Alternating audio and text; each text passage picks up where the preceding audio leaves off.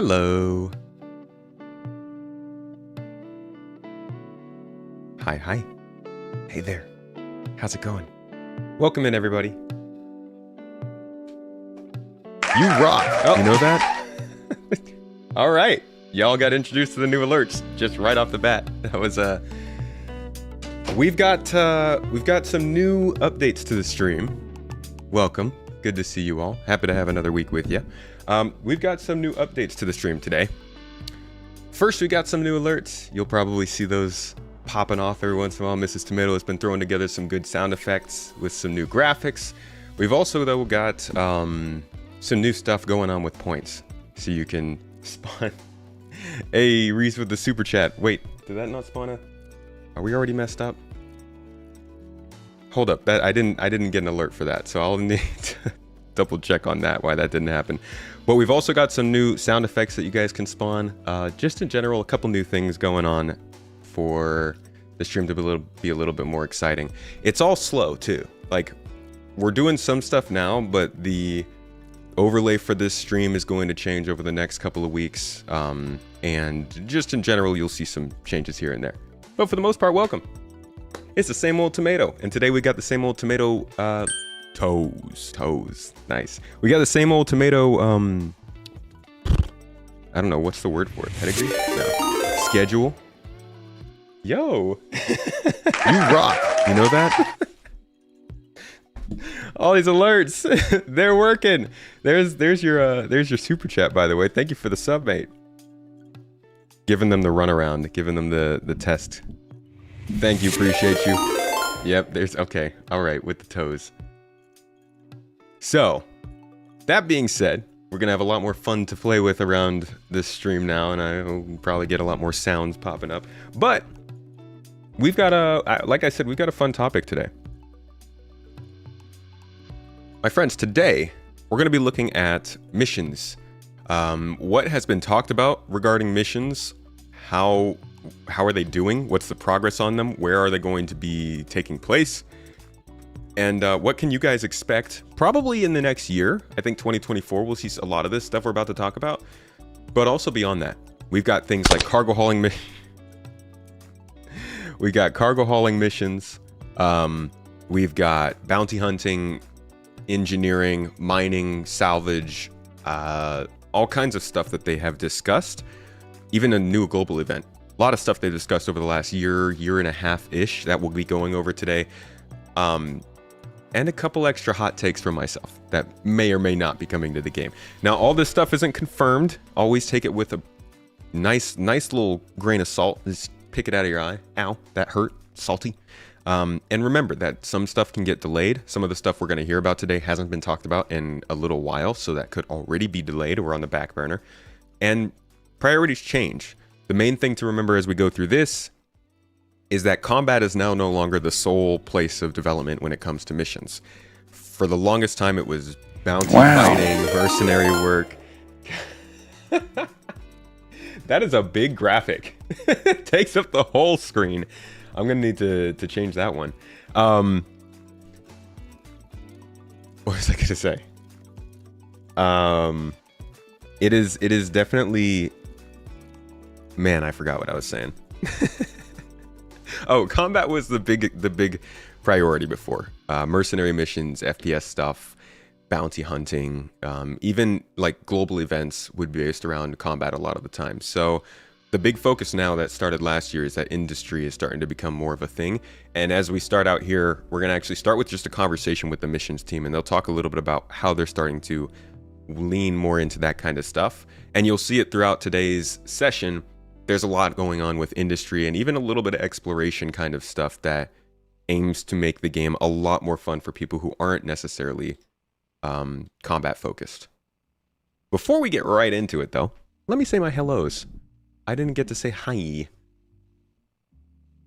Your cat attacks your toes often? Dude, you gotta protect them.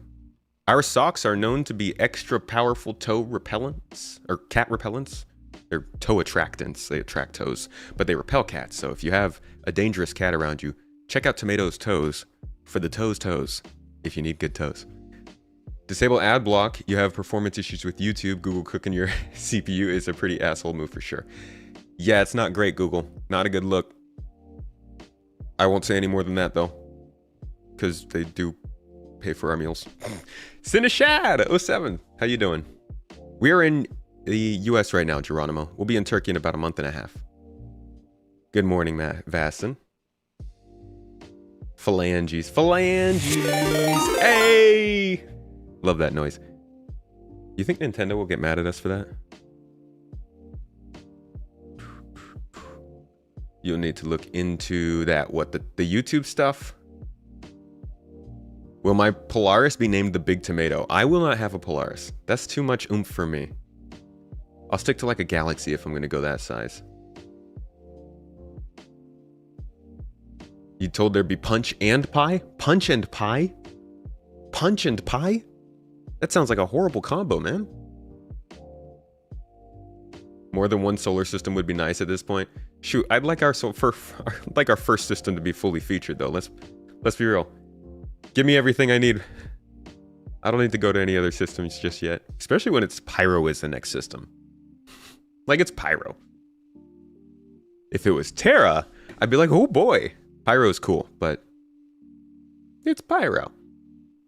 What do I think about the upcoming sale of 2023 ships? You don't recall they ever done such a thing before? I have. I don't know what that's referring to be honest. Hey, Glutrino, how you doing? You had over 100,000 tokens. Yeah, boy. As we said, we reset the economy. Stream Elements economy has been reset as we are getting the stream back in order. Obviously, as you can see, when people have hundreds of thousands of credits and we have giveaways based on those credits, people tend to always win those giveaways. So, yeah, it's been a couple of years and it's time, I think, for us to give it a little bit of a restart.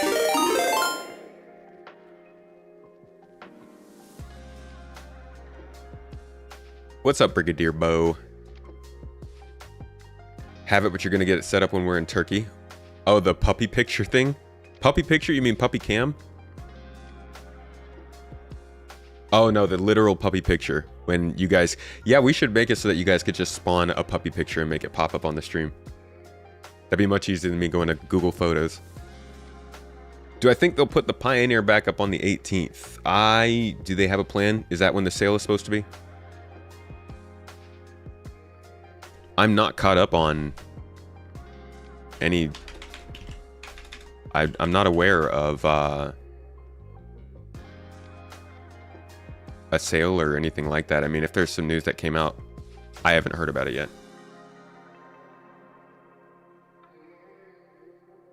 That noise is crazy loud.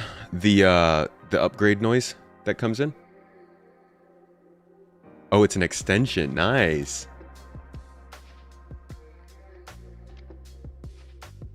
Only new ships that were sold in 2023 will be on sale. That's interesting. Is it a sale to coincide with Lunar New Year? CIG email said all ships sold in 23 will be available again on January 18th. What the heck? That's weird.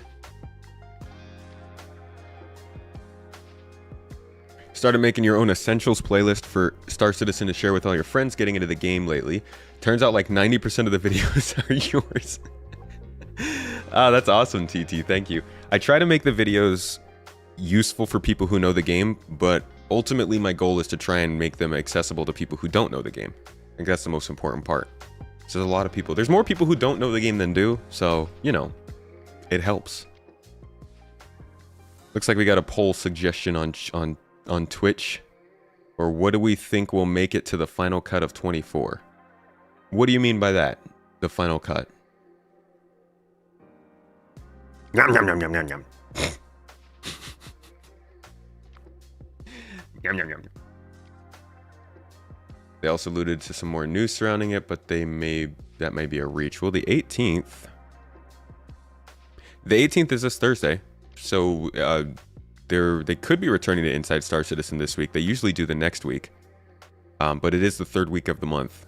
There's 5 weeks in the month, so that would explain why they might do it this week. If we get an Inside Star Citizen this week, that would make sense. Just started the game recently, found your channel yesterday. Thanks for checking it out, Crafty. How's the game been treating you?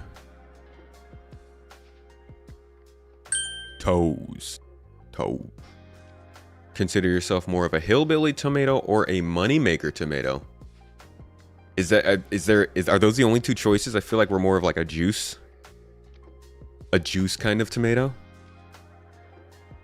You know how there's like cows for meat and cows for milk? This is a tomato for juice. Don't put me in a sandwich. Do not be a sad tomato.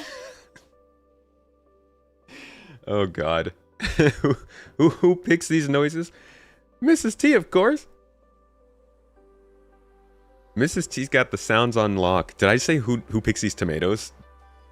These alerts are too loud. They blow in your ears out.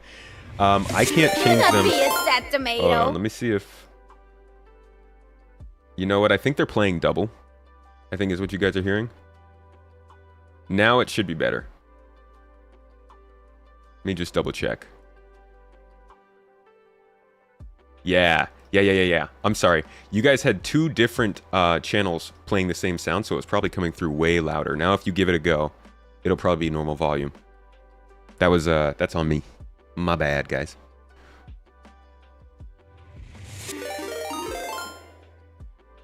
How's that better? And fuck my tomatoes up!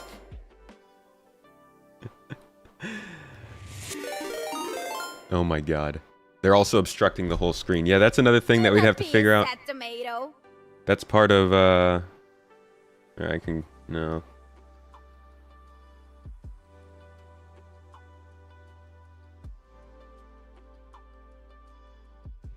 Wow.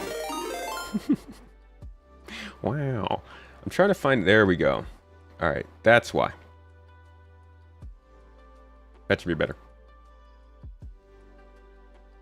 That was, the overlay got doubled up on the alerts overlay. So while the alerts are good to go full screen, but the sounds are not. Streaming ain't easy. All kinds of complications. All right, now that we've got that good to go, though, y'all got your sounds. Everybody's got their sounds. Oster, thank you so much for the sub. Appreciate you. Look at all these sounds coming up. Now there's tons of notifications on my screen.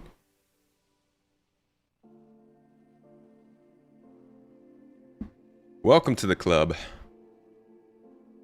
Welcome to the club. My friend, I've been streaming for like almost 4 years. You come for tea and tomato? This sounds like tea and casino. We should get some slot machine sounds. We do have the raffle. Raffle command. No, not raffle. What is it? Slots. Right? Slots still work, yeah? Yeah. Oh, I've only got 40 coins because we reset them all. No membership gifting on YouTube? You can membership gift on YouTube. That does work. Merchant gameplay in Star Citizen is the best you've ever seen. The most random events for players and NPCs can turn into full-blown storylines. Never know what's next. It's definitely, they're definitely setting up a system that leads to a lot of stories. All right, guys. Let's get into the actual business. Let's talk about the goods today. So first up, like I said, we're going to listen to the actual missions features team. These are the people who are creating a lot of this stuff going forward. A lot of the missions we've even seen, the data heist mission, the receive consignment missions, the Crusader platform missions. They're the ones who are behind this stuff, and they've really gained a lot more speed over the last few years, which is why we're seeing an increase. And here they're going to talk a little bit about the work that they're doing and where it's going. And that way, we can sort of set the stage for the rest of this show today when we look specifically at the things they mention here. So, let's check it out. Missions, and we make systems revolving missions, and me and Ed work together a lot of the time. Yep. That's me. There you go. And Ed? Okay, yeah. My name is Edward Fuller, and I am also a lead designer on the mission features team.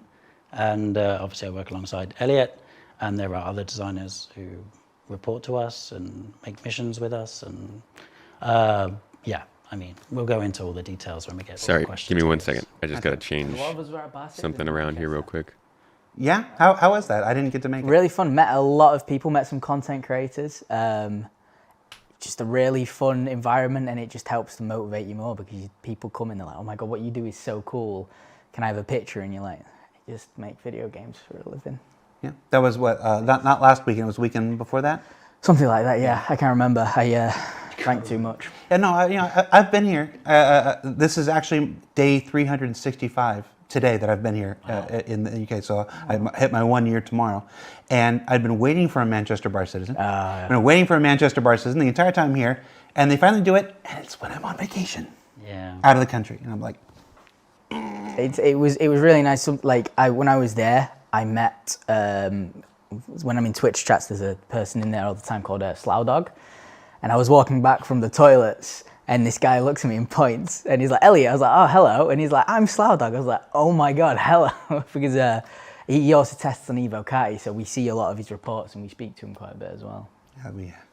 I think most of us who've been to at least 2 Bar Citizens have a story of meeting All right, back let me skip to the answers here. Coming from the bathroom. They're always creative. It's like is from Eliminator, or Eliminator. Lemon is in capitals. What happened to dynamic mission givers? It seems the ones we have need some love, and the ones that were once on the roadmap have never been seen again. What happened to Eddie Parr? I'm not going to ask about Tessa Bannister. It'll come when it comes. But what happened to Eddie Parr? What happened to the... Yeah, so the thing that happened with the mission givers is that the team that owned mission givers went through some... movement around of personnel, and so the ownership kind of fell away a little bit.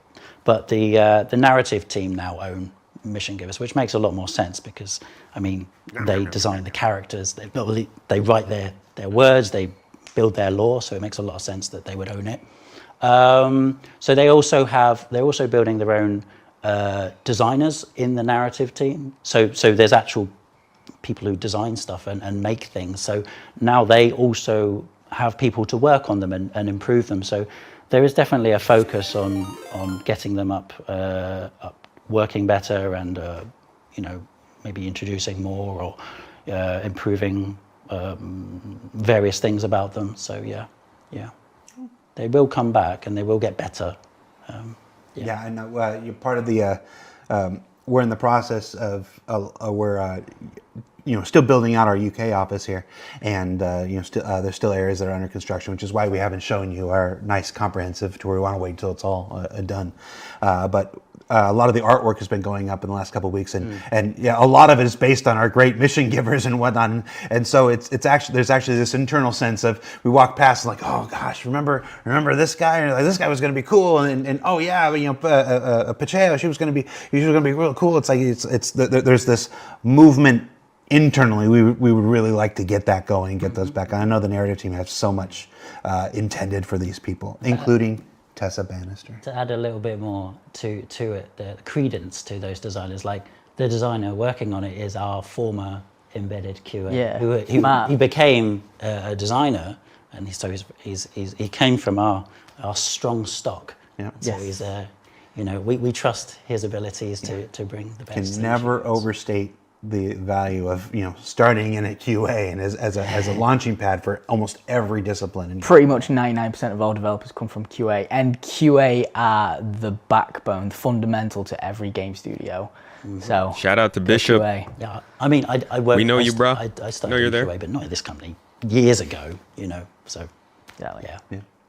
Blizzard. Let's see. Next question. Slothstronaut. I should look at these names beforehand.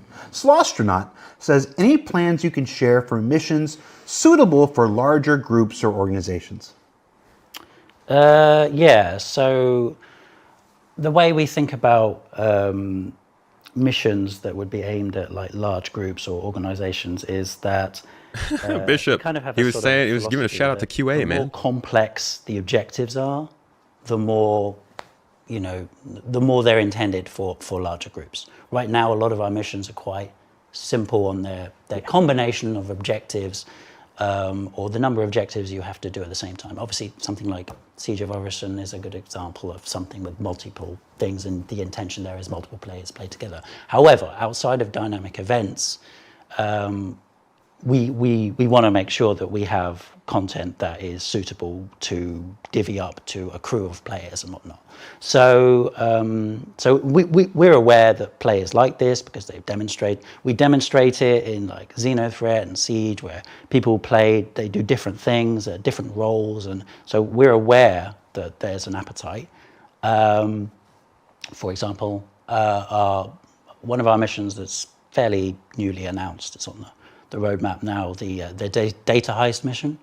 That one is a mission that a skilled player probably would be able to do on their own, but it's one of these missions that puts a lot of stress on that one player if they were to do it.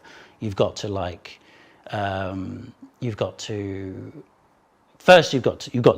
enemies that you're going to be contending with in the UGFs. On top of that, you're basically uploading data to a handler, like an offsite hacker. And to do that, you... Okay, so this is actually... I don't know if you guys have tried this mission, but it is in the game. It can be really fun because it uses a type of gameplay in Star Citizen we haven't really had, which is essentially just unlimited enemies. It's like the old modes from some of the arena shooters we loved from the 2000s when they would just do constant waves of enemies, and you could do that in other types of games. But in Star Citizen, there really wasn't that chance. So you couldn't have hey, let's get together in a group of 6 people and get good FPS gameplay for everyone. Usually when you do that, you'd show up at a bunker, get like 15 enemies, everybody shoots 2 people, and you leave. And these new missions have been a lot better, I think, in terms of FPS, but still not quite up to the standard we're hoping for. I want to go back into the conversation about mission givers. They didn't really touch too much on that. That's one point we're not really going to talk about too much today, but mission givers are an important part of this game that people are looking for that more narrative, personal feeling rather than just getting a job from a job board. So here they're going to talk a little bit about what kind of stuff they could do for that when it comes to more lawful gameplay, how mission givers will be tuning into that. Has a question that's actually near and dear to my heart.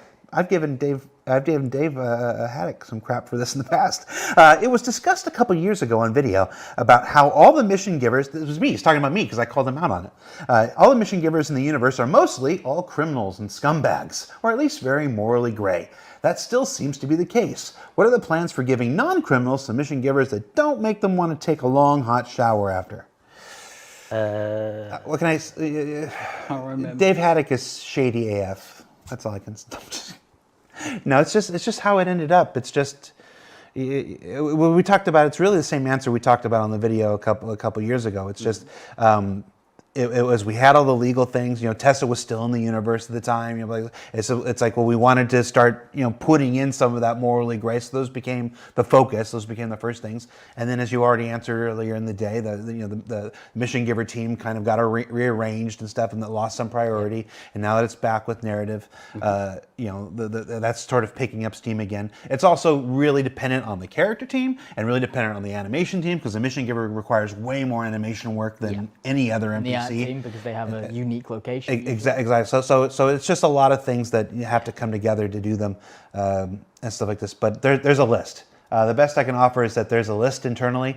I've seen it. There are more mission givers that aren't scumbags and that aren't just aren't Clovis, Darneely, and stuff like that. No, there's I mean, they're not in the game yet. But exactly. But there's some from Crusader who I think they're like.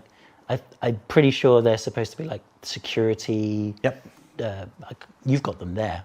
Their name. Yeah. Unless you don't want to read it out. But Batista, call me a name. Batista and Gibbs. And Gibbs. Batista. There we go. I remember the Batista. But all right. There's a freaking memory. Let's dive back into the history books real quick. Star Citizen history books.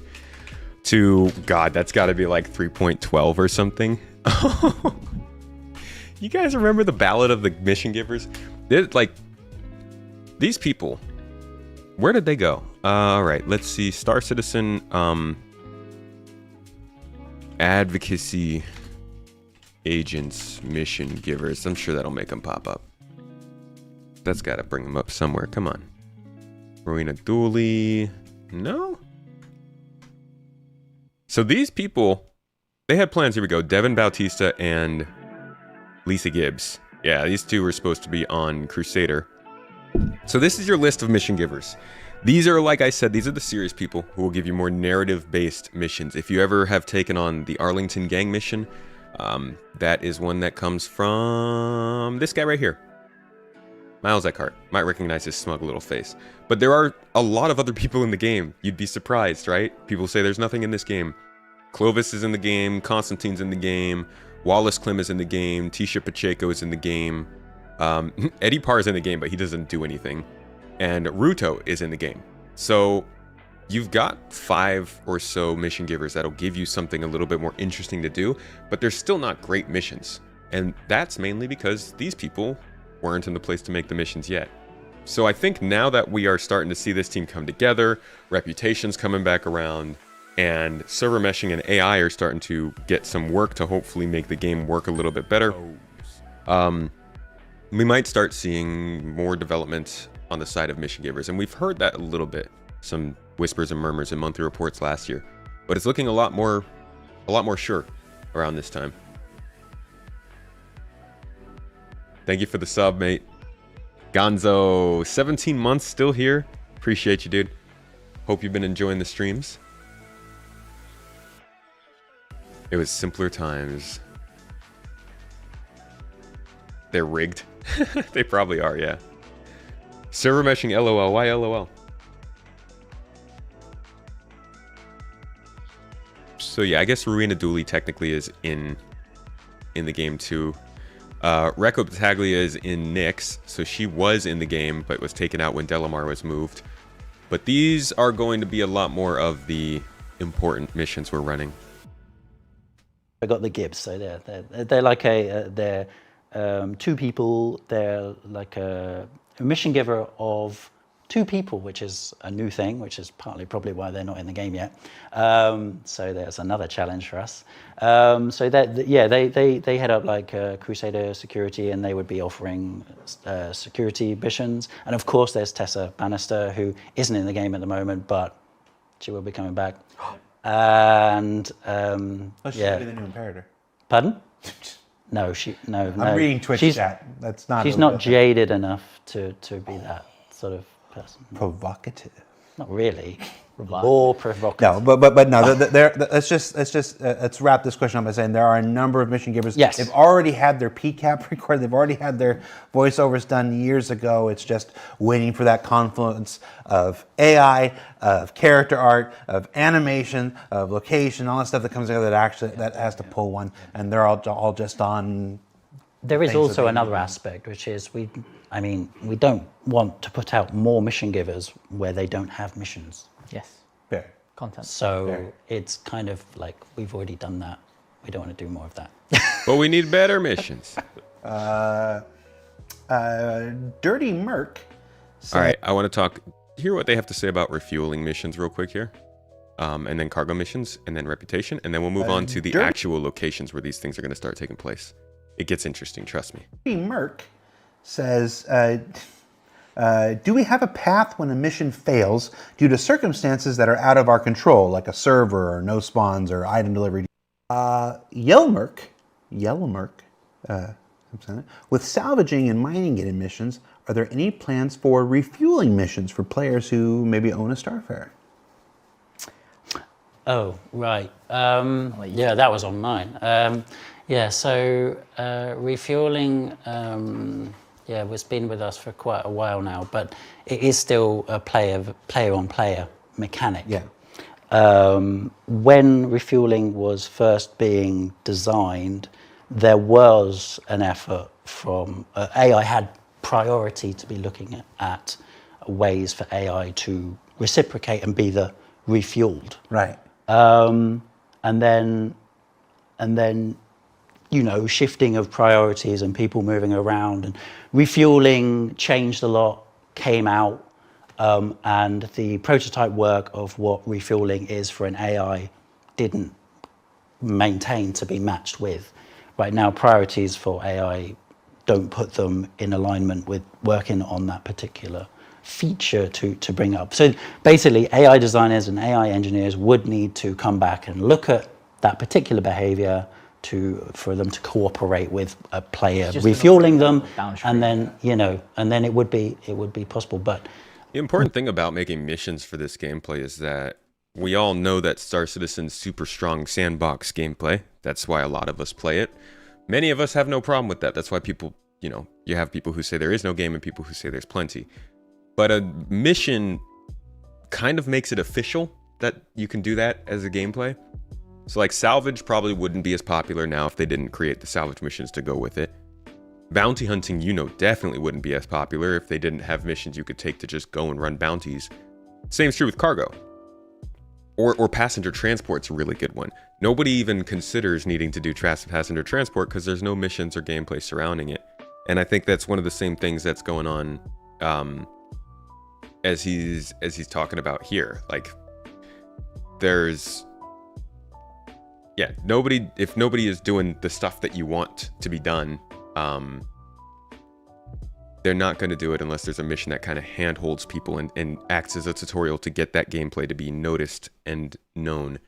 So whenever they're talking about creating these missions for gameplay, it's more than just having the mission there. It's like, it opens up a lot more people to that gameplay in the future too. This will introduce people to sandbox gameplay, I think. That's my take. Like, somebody who maybe has never tried mining, they might actually do it when there's suddenly a mining mission for you to just get handheld and teach you how to do it all. Refueling them, and then And that's why with refueling, they need to make sure to get this stuff done, because nobody's going to be willing to refuel in Pyro if there's no missions to tell people that they need to refuel others. Fingers crossed for that in this first half. And then it would be possible. But once they make a behavior, then it would be something that I think we'd probably put in like service beacons. Yeah. So it'd be a spoofed NPC beacon where they ask for refueling and you refuel them. And then after that, it would actually be something that we could put in a mission because we could make a module around it. Yeah. But you see how we are downstream of something, of a downstream, of a sort of downstream. So it's not like no one's thought about it. Yeah. It's just There's also layers. a chicken and egg problem where you generally want to prioritize work that affects the largest percentage of people, and not everybody owns a refueling ship. In fact, probably most players don't. So that becomes kind of a niche. But the chicken and the egg thing is, well, if you made missions for it, then maybe more people would get refueling ships. So it's hard to balance that too. I think we got time for two more before we bring in our next guest here. Nine Toes since we kind of skipped Nine Toes' question before, here's another one from Nine Toes. Any plans for larger cargo hauling missions? Yeah, I've spoke about this multiple times. Big fan of delivery missions. I spend a lot of my time on Euro Truck Simulator too.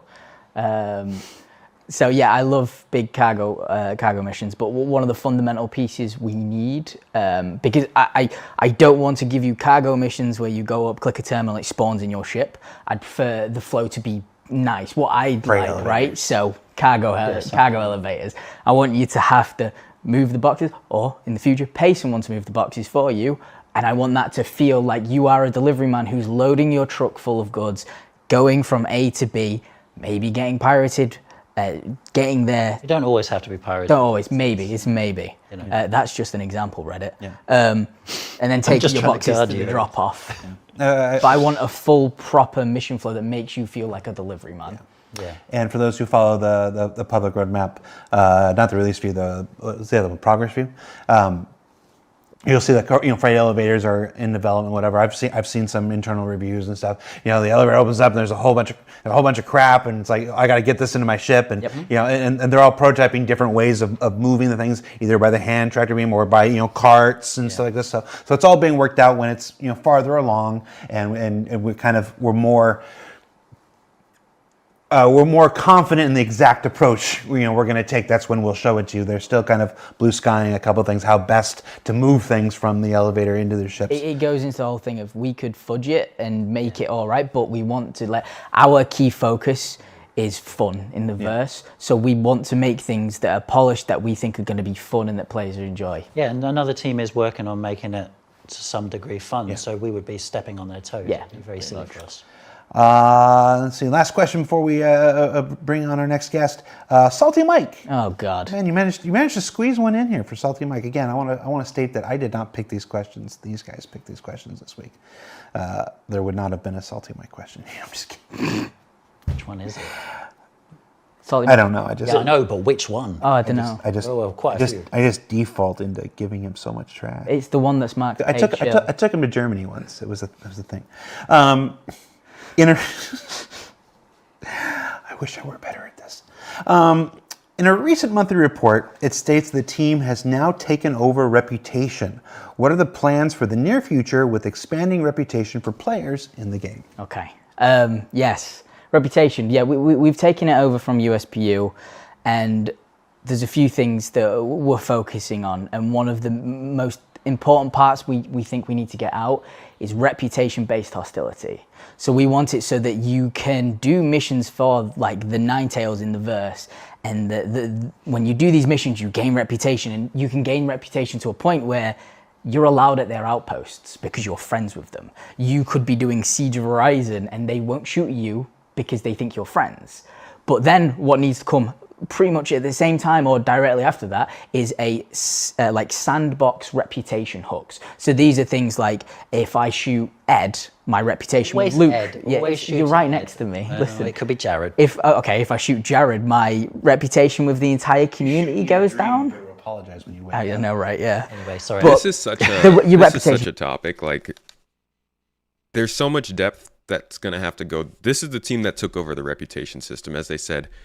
This is something that came up in monthly reports last year, and it's a big deal because reputation is probably one of the biggest definers of progression in this game.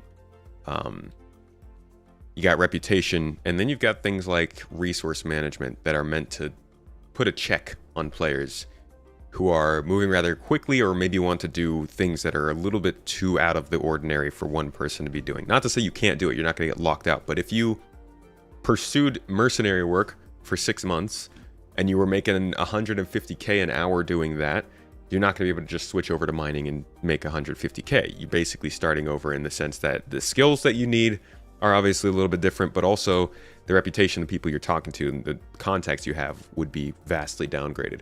But this gets so complicated when we start talking about, if you go to Pyro and you attack an outpost that's owned by Rough and Ready, but there is a Ninetales, or no, let's say there's a Xenothreat member who is there who's not hostile, and you attack Rough and Ready, is that Xenothreat person going to attack you simply because you are attacking somebody?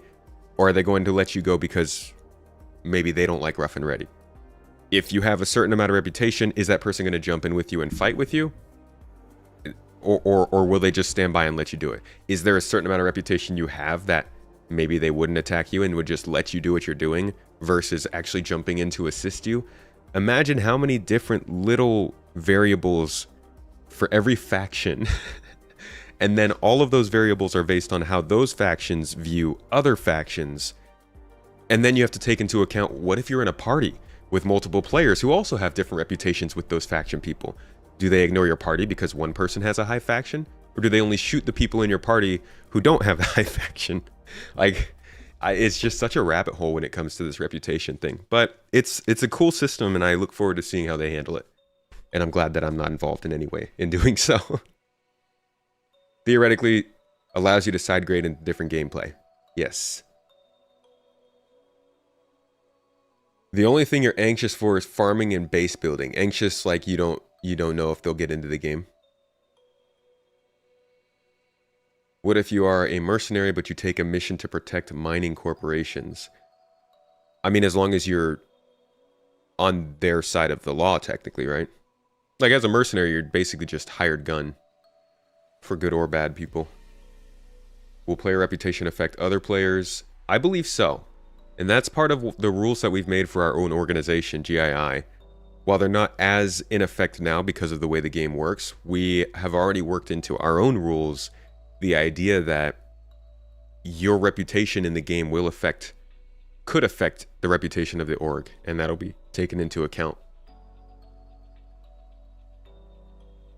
That's also where there's opportunity for CIG to provide a deeper reputation system than most games. It is. I really wish we could just, like, chat about it. obviously they can't just start saying stuff about how this works because, well, we've seen how that turns out. But yeah, this stuff interests the crap out of me. Just non-pew pew missions. Oh, we'll be getting a lot to non-pew pew missions today. In fact, most of the missions we talk about today won't be combat focused.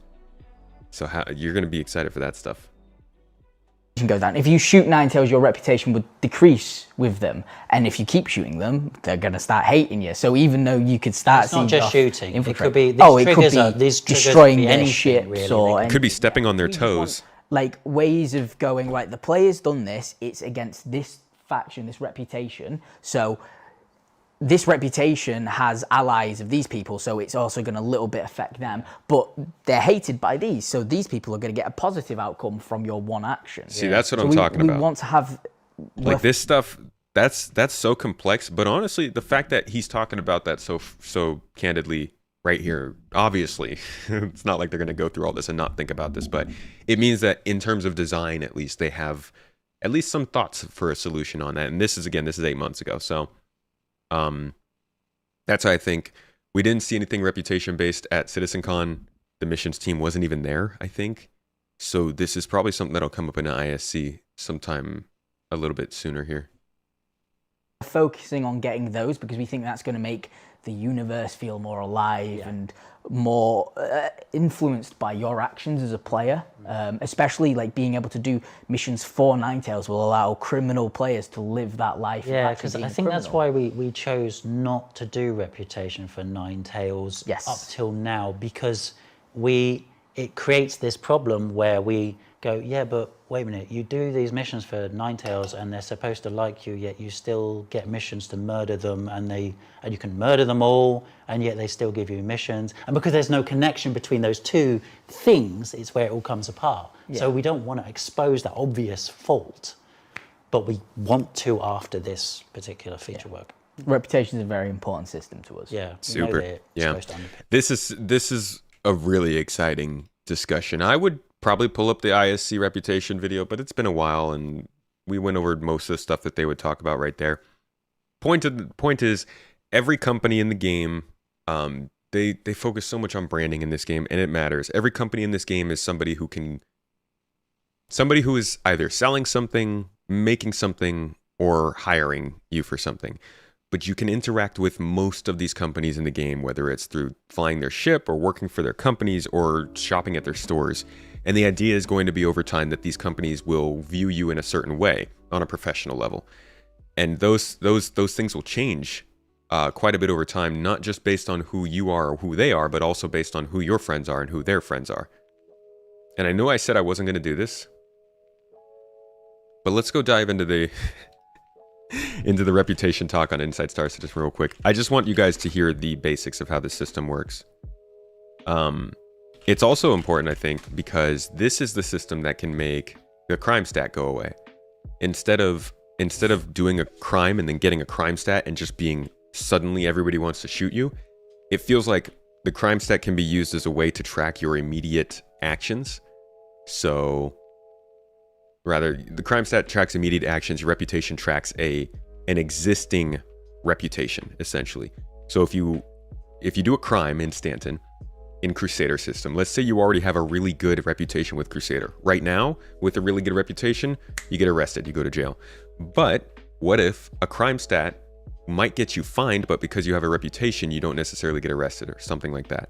Or what if you don't have to get tracked down because you have a crime stat, but your reputation has been good in that area for a long time? I feel like that kind of stuff can also help people want to localize their gameplay more. And it might create more of a sense of you have your home system where people trust you and you know you can do more for less. And then you also have your outward system, the rest of Star Citizen, where you're not there for a long amount of time. You're not there to make a home. You're just kind of there to be there. And sometimes that doesn't work in your favor. I don't know to what extent they're going to push that, but I think that could be a really cool way of lessening how much the crime stat system really throws a wrench in your gameplay right now. But anyways, here is the reputation system. Let's listen in on it.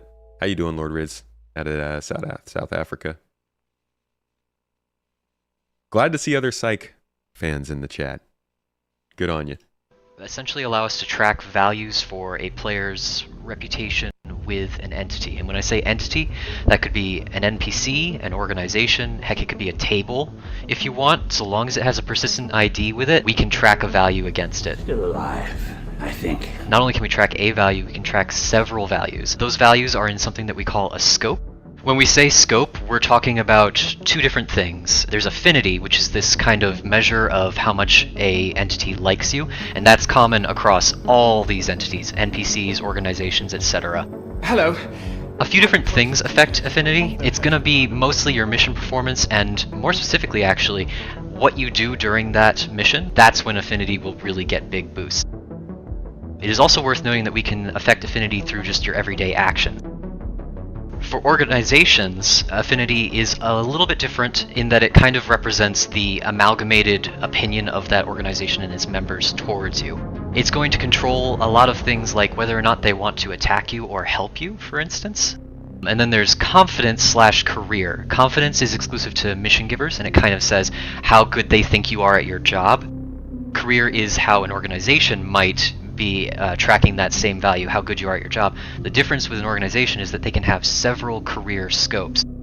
So a security company like Crusader Security might have a bounty scope, but they also might have a defense scope or a jailer scope or any number of these career scopes that we want to track your different levels of career proficiency with different kinds of gameplay.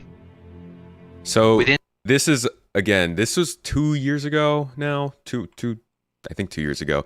So this was like a basic version of what they wanted this to do, but you can get the idea. They've got individuals, they've got companies, and you've got certain types of how they feel about you. I think he already described the affinity versus our confidence.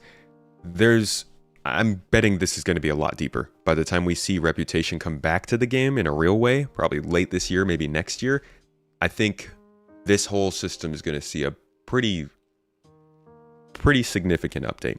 Now, I don't need this here. Now, the next thing we're going to do here, now that we've kind of talked about, at least we've introduced ourselves to the team, let's look at where these missions are going to take place. Most important part, as I mentioned at the beginning of this, was that they are focused so much more on all types of missions and gameplay rather than just combat. So diving into this is our first look at the new underground facilities, which then turn into distribution centers, and we'll check on that. But for now, let's take a look at the underground facilities they have planned here. Just a quick, I'm going to kind of jump through this video just to give you a look at what these look like just from the first level of development, and then we're going to look more into what's actually going to happen in these locations. Make sure the sound is good here. All right, let's get it. Where every aspect of the Star Citizen universe game is we're building a playground for all of this, not all of it. We're building a playground for the, I've forgotten it already. What is it? Slow, irritating. Where? Can I maybe say it another way? Playground, potential, every aspect. We're building a playground where every aspect of Star Citizen gameplay can occur. Thank you. Nailed it. Hello, me again. Keep in mind, like, that's really important too. When he says every style of gameplay, when they show these missions coming up, they're going to show combat, but just keep in mind there's a lot more stuff they can do here. Second time, but third time for this. Giving you a bit of an update on the underground facilities. So the first time you saw them was at CitizenCon last year. Ian was going through all the concept art. Then last time and first time you saw me, I was going through the planning and all those riveting Excel sheets. This time I'm showing you where we're at, currently in production. We're midway through White Box, and this for us is a good phase for locking down where we're at and where we want to go. It shows us that we can play the spaces, and you'll see that they are quite big, but our intention is to fill them, and missions that we could have kind of go along the lines of, yes, you've got your delivery missions, but also maybe you're seeking out and protecting a VIP, maybe you're assassinating a VIP, maybe you're doing a bit of a heist, maybe you're just mining or resource collection. Basically anything that exists currently in the Star Citizen universe and what's to come will also being here. So It's like a gameplay center. It's like the literal, it's the Star Citizen arcade. try and keep that in mind when we're playing through the spaces. But aside from that, yes, everything is work in progress, so things will change. Just want to get that disclaimer out there now. But I hope you enjoy. All right, yeah, let's take a look at what these look like. Raheem Baines said in chat, I wonder if these facilities could serve as a de facto org base. If players have good enough reputation with the AI faction controlling the facility, they could have less restricted access. My friend, why don't we just kill all the AI and take over the place for ourselves? Not to be too violent, but like, I would just take this from the NPCs and then see how long we can hold a distribution center for. That sounds like enough fun for me. At least, until we have to pay attention to that and not just kill people. Before it needs to, and I'm going to take you in. Now, please ignore my flying skills. They're not the best. Colt, appreciate the sub. Thank you so much for getting that sub raffle started over on Twitch. ! Join, it's folks. Quite a large structure on the surface of a planet. There are hangars here. You can land on landing pads. We're thinking about how, the function of the place. So, as you can see, it's quite a formidable structure. Hangars on either side, landing pads, so you can move your cargo back and forth. But for us, we're going to just land, hopefully, on the top. Oh my god, I am really butchering this flight. Whoa, there we go.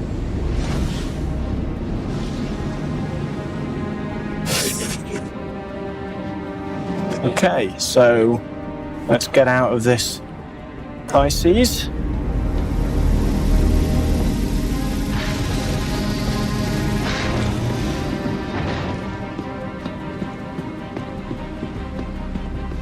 Now, as we go in, like I said before, there's lots of work in progress stuff. There's going to be things clipping in and out.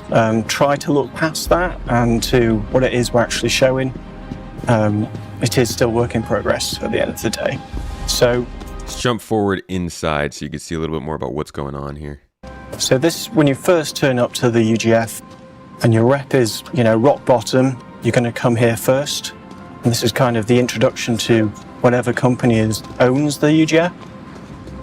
And you'll be getting some missions from in this place. Listen to how he's talking about this, because I think there's like a lot to read in between the lines there. Right now, you don't really have a place to go when you want to talk to a company. Everything's on the mobiGlas. And the way that he's talking here does make it sound like you're going to be... And maybe he's approaching this from the sense that you're going to see a mission giver.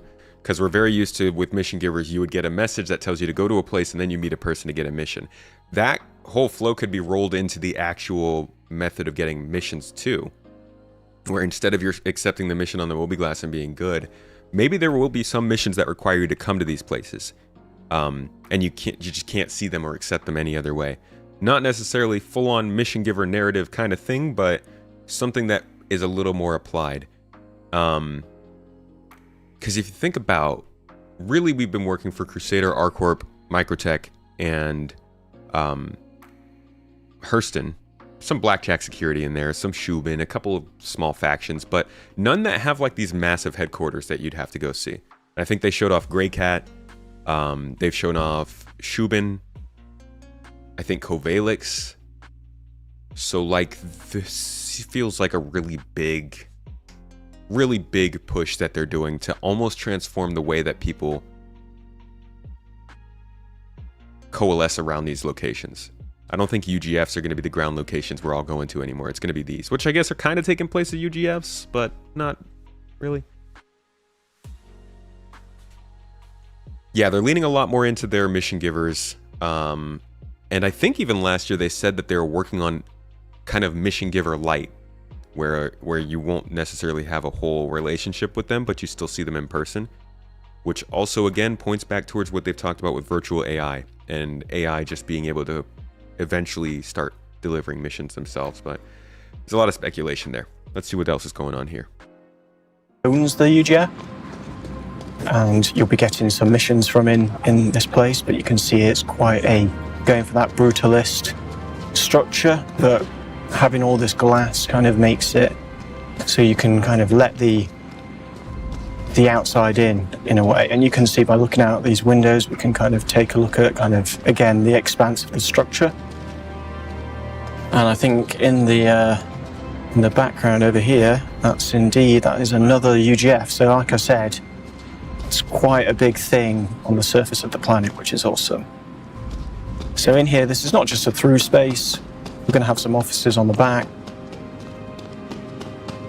And all of these, you know, there's going to be some alternate routes that you can take, but we're building up all these spaces like it's a living, breathing area. Definitely more corporate focused on this top level. Now let's make our way down into the UGF itself, because I see this as kind of equivalent of going to see Constantine Hurston. So like cities and outposts will probably still have people you can go see, but these distribution centers seem like their default area they might be going for with Star Citizen now. This is where we're going to have some weirdness, and that it clips into our these locations are huge. Top of the elevator This is room, which you can by the way, see. we didn't get to see this. So this is from a year prior to what we saw at CitizenCon this last year. Now, at CitizenCon this last year, we got to see a little bit about how large these are on the outside, but this demo shows us more of the inside here and really what they have planned in terms of scale down here. And remember, not all combat. This cargo stuff is actually cargo related. Over there, which is lovely. Let's just make our way through. So there, this is the top elevator room. Again, there's kind of access to the outside, there's access to side rooms and other rooms from here. But essentially, this is where you're going to be in order to get downstairs. You have to come to a room like this. I'm just going to kind of walk you through it and go to our cargo office.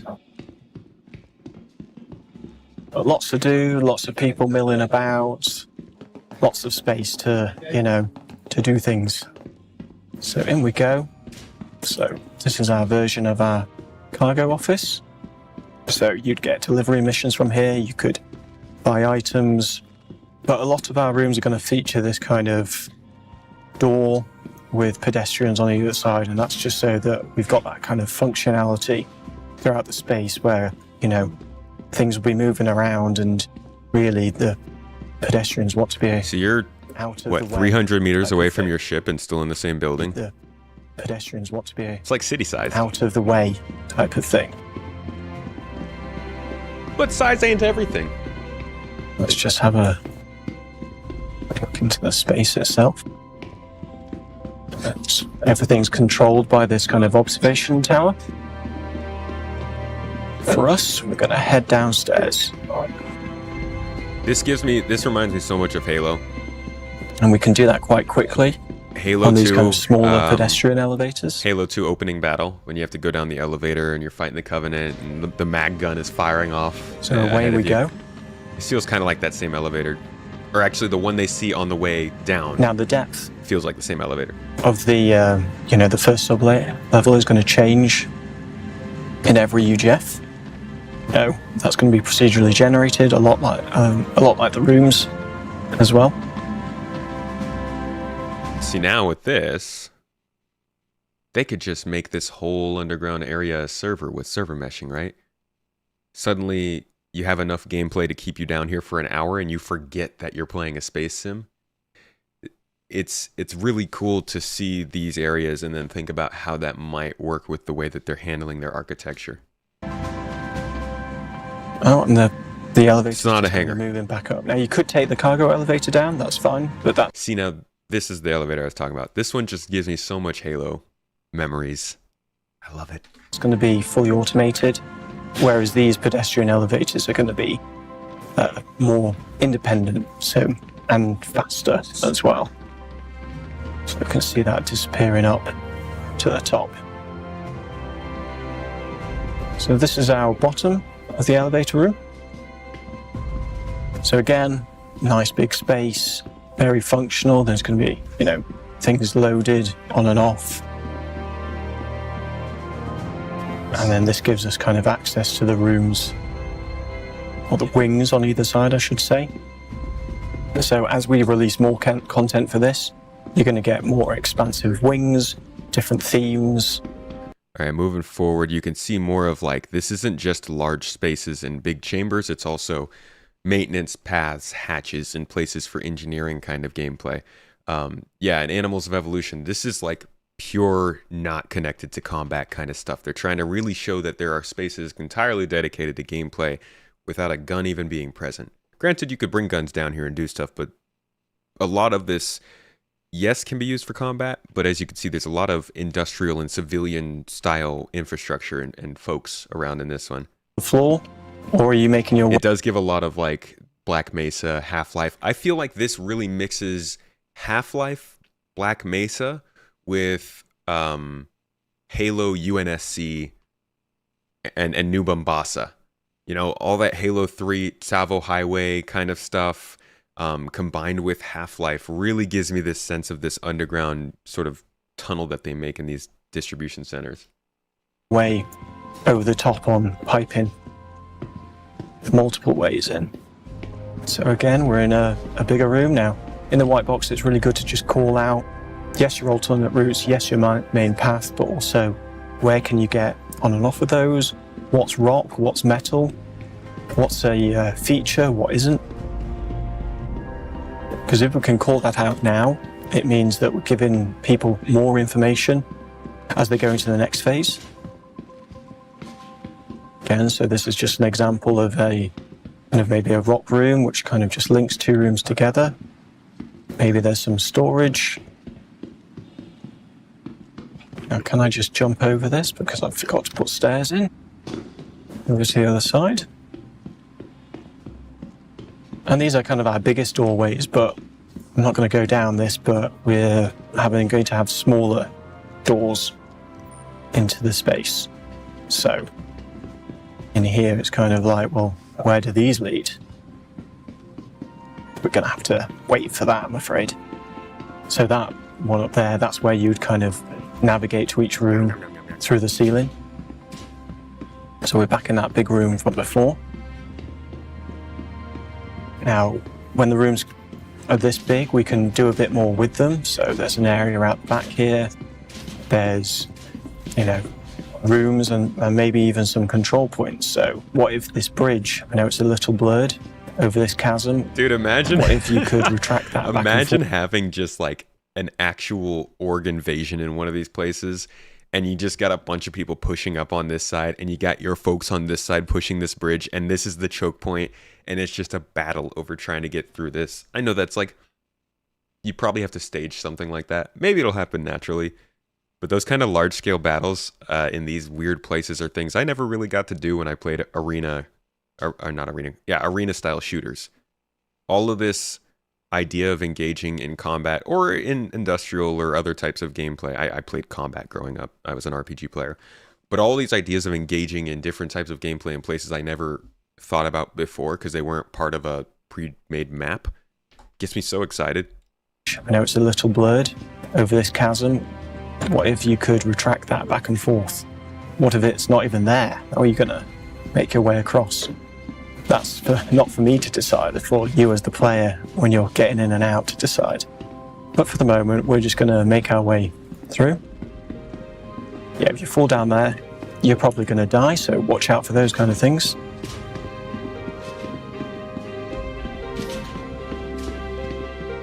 But there are still, you know, hopefully you can find your way on these main routes.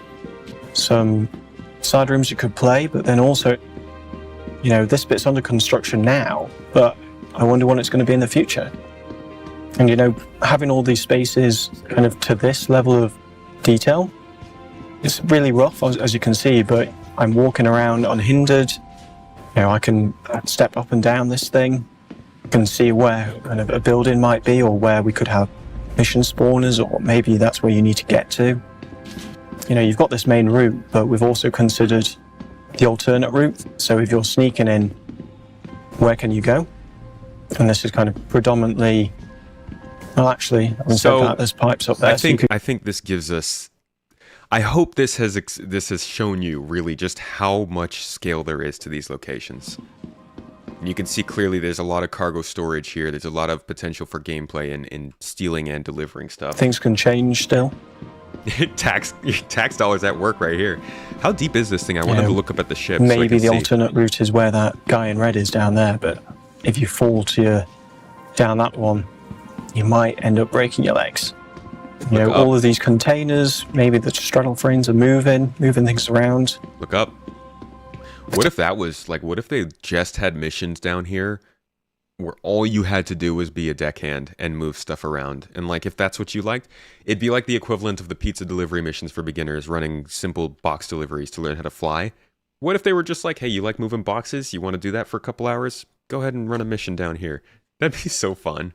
Potentially, you could, if you're on a mission where you want to steal something, maybe it's in one of those containers.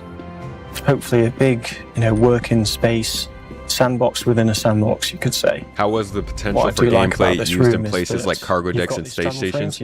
That was not used at all. Get onto the top of them and get to the... yeah, Vasan, a second job. We all want one, right? The depths of the room. Hope we get below ground missions with these facilities. Not every time we go to these should they be sending us down the elevator. Maybe they send us up to the corporate main office of the building. I think kind of the idea is that you go to that corporate main office sometimes for more administrative stuff as opposed to this sort of industrial stuff down below. That's where we're currently at. Like I said, we're midway through White Box. We've got a bit of time left to polish these rooms up and get the rest done. Come on, look at the ship. What if they remove commodities from the outpost and put them here? Will have 2 overlays. Makes sense for distribution. Content for this initial release. Hope you enjoy. I just wanted you to look up at the ship, man. They must be almost a kilometer down. Because they were at, I think, 200-300 meters from the ship when they were down up on the upper level. Anyways, so that's UGFs. That's the first thing we got to see from them. That was last year. Now we're going to look at how much progress they made on these facilities from March of last year to October of last year, and talk a little bit more expansively about what they're going to provide in terms of actual missions and gameplay. Essie's going to have game genres in one game. Football. I really hope someday we do get Zeta Ball. So can we talk about potential all day when it's always just a visual showcase? I mean, Malakina, you're free to not be here, but I'm going to talk about potential because that's what I'm doing. That's just how it is. I mean, anybody can watch the stuff and you can decide to not believe it or to believe it. I'm going to choose to believe that these facilities, the thing that CIG is doing now, all are different than when they were doing the cargo decks. I don't think this is the same as cargo decks. So, you cannot talk about potential, but I will. You have to leave early. Boss asks why you have to go to your video game goods HR department to sign paperwork so you can work in the warehouse. Dude, tell them you quit. You found a better paying job. You even get weapons when you do a good job. Each location supports multiple landing pads and hangars, making them accessible to as many players as possible at any one time. There's even a road network to support transit from the planet's surface, into the main building and to any berth ships. So every distribution center will be owned by a faction. Depending on the faction and where the distribution center is located on the planet will determine its specialism.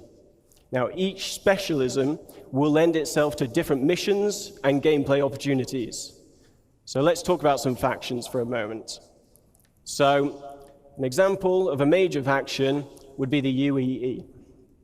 Now, at their distribution centers, they're likely to be more specialized towards military supply, research and development, or communications, depending on which branch of the UEE it is. They will have a much stronger military presence in the area, and missions here may be more hostile with combat-orientated, team-based raid opportunities. Other examples of hostile gameplay that we're thinking of is hacking and stealing, searching for and destroying a specific item, tracking and eliminating any VIPs, and everyone's favorite, eliminate all. Grey Cat Industrial would be an example of a miner faction. So their distribution centers will be more specialized towards gathering resources, manufacturing, assembly, shipping. There would be a security presence here, but it won't be that as strong as a major faction. And missions here would be more suited to friendly gameplay loops, though we won't Interesting be ruling bit, though, out... is that they didn't show the size differences here, because they've talked about how these will be different sizes based on what they are, and I kind of expected them to talk about these minor factions having the smaller ones, like what we're used to, the UGFs we have right now, because the distribution centers won't all be huge like this. Okay, I won't say that. The UGFs that turned into distribution centers weren't meant to be large like this. There's supposed to be 3 different size classes, and I'm thinking we're just seeing the largest ones right now, so we'll see where that goes from here, but it's not everything. People were just cheering because they like the idea of roads, I think, and it to them signals a focus more on ground gameplay, I guess, or on localized ground gameplay rather than just land at a place, get back in a ship, and fly to a place. People want to spend time on the ground around that location. And I think things like this, like roads, the towns they showed at Pyro, and that kind of stuff gives people a lot of hope for that. Hostile missions like corporate espionage. Yes, some other friendly gameplay types. Cargo hauling, like I said, resource gathering and mining, maintenance of the location. But you know, that's enough of me talking about it. How about we show you where we're up to with these distribution centers?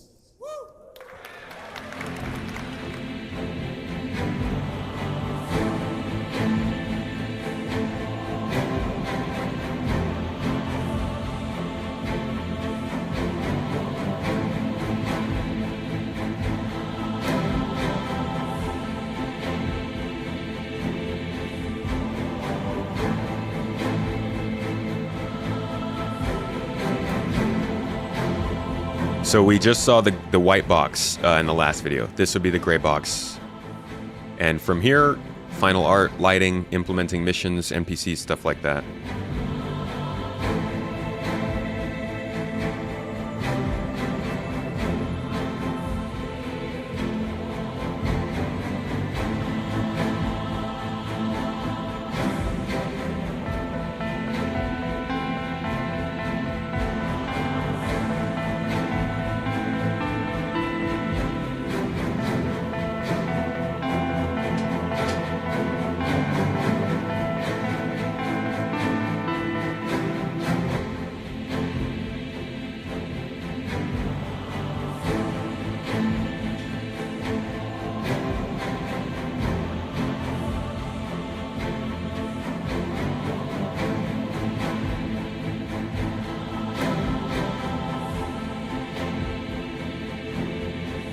Yay, driving on roads.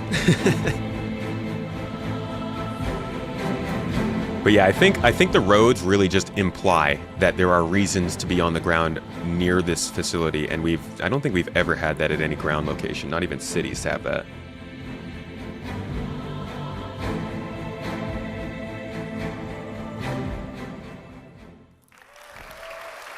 Thank you.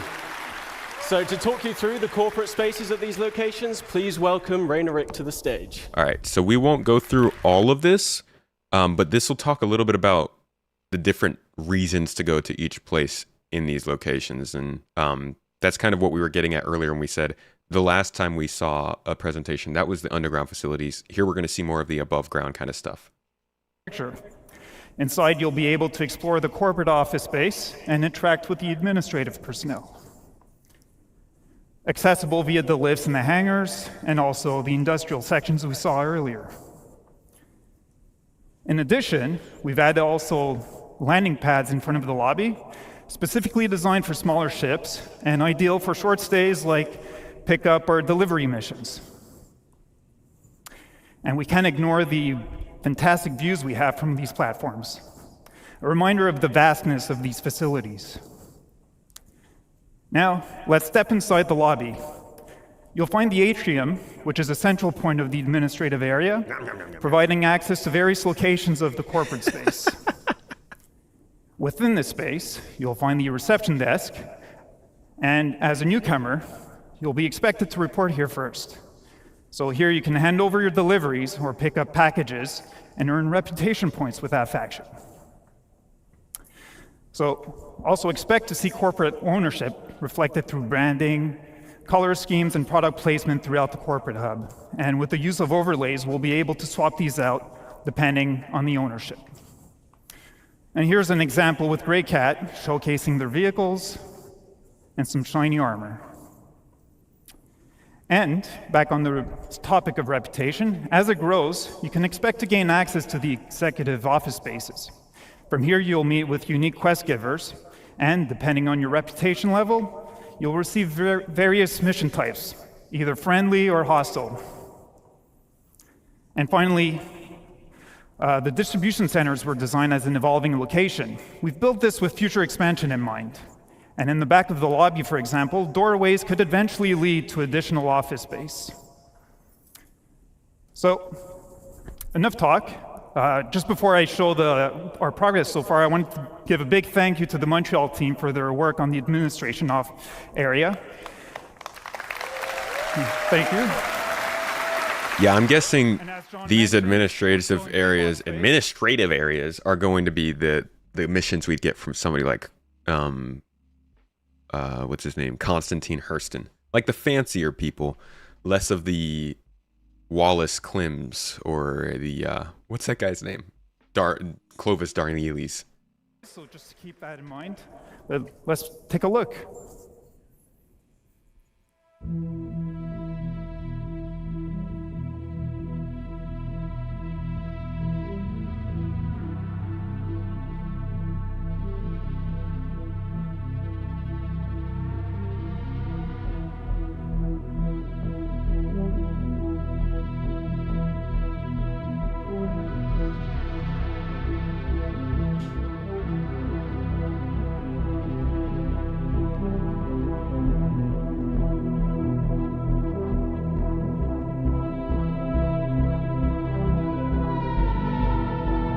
Oh, Vassen, if you've got a music problem, I can totally substitute. Hold on, let me just turn on the premium experience.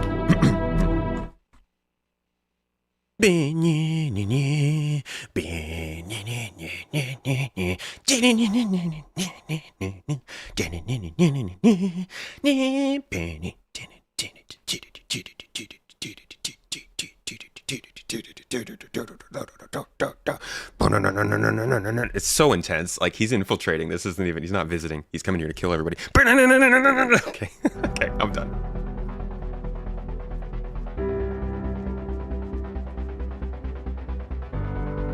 That was a premium experience. I forgot you guys are supposed to pay for that.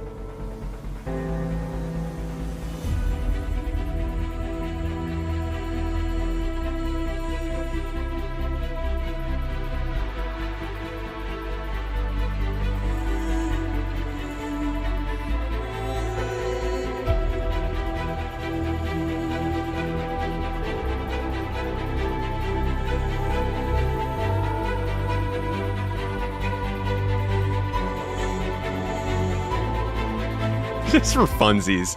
Let's just drop a bomb. And he's like, yes. Yes. Corporate destruction.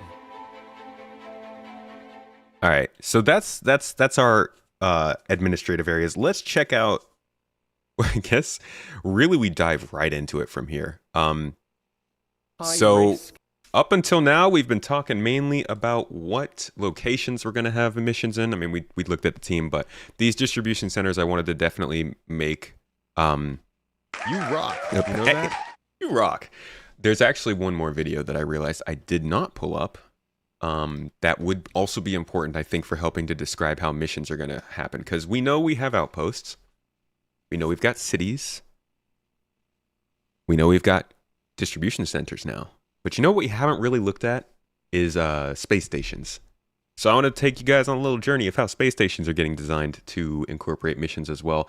This Saint, thank you. Thank you for dropping those memberships on YouTube. Appreciate you, dude. You rock. You know that? It's so weird to hear my voice in an alert. But shout out. Oh, man. Just messed up my camera. Shout out to you, my friend. Thanks for the support and helping us out today. And shout out to Mrs. Tomato for the awesome alert sounds. And also shout out to Hawks Gaming in chat. What's up, man? Good to see you. Hawks does some of his own Star Citizen YouTube stuff. Actually does a lot of games YouTube stuff. A lot of ways to make money if you haven't seen his YouTube channel. Thanks for dropping by though, dude. How you doing? We're just about to look at some space stations. Actually, this is also... Let me give you a real quick look. Since we're like touching on locations where missions will be, I wasn't planning on really talking about Pyro at all today, because I think that we can focus on Pyro this year, or we can focus on Stanton this year and still get all of the goods. But these outposts will represent places we'll do missions in the future, so let's take a quick look at what outposts, and then we'll look at what space stations will provide for mission centers as well.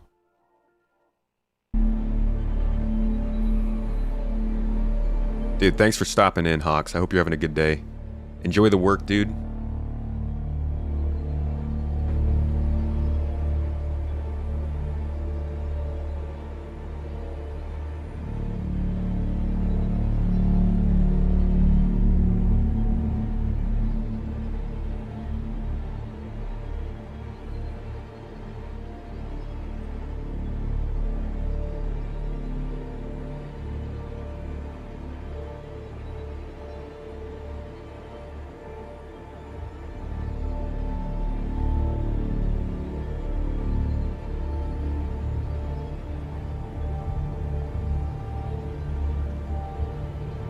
I believe this work comes from Montreal and the EU Sandbox team.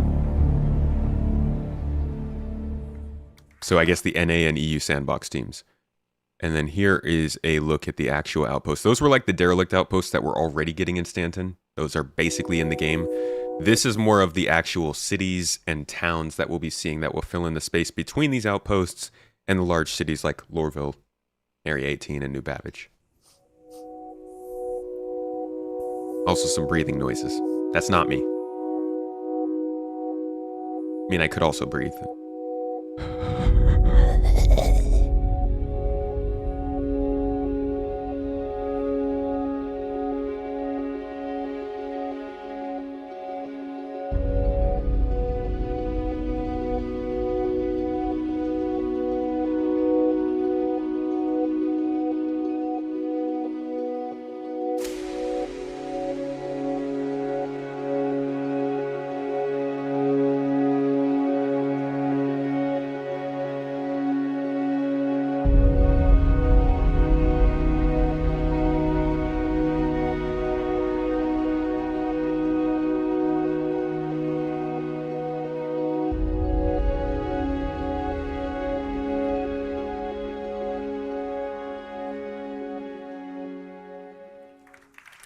All right. Cool. Oh, here's okay. One more. There's one more. Plenty of eye candy in this CitizenCon. Here's actual missions they were which we call the Outlaw theme. So let's take a look at that now as well.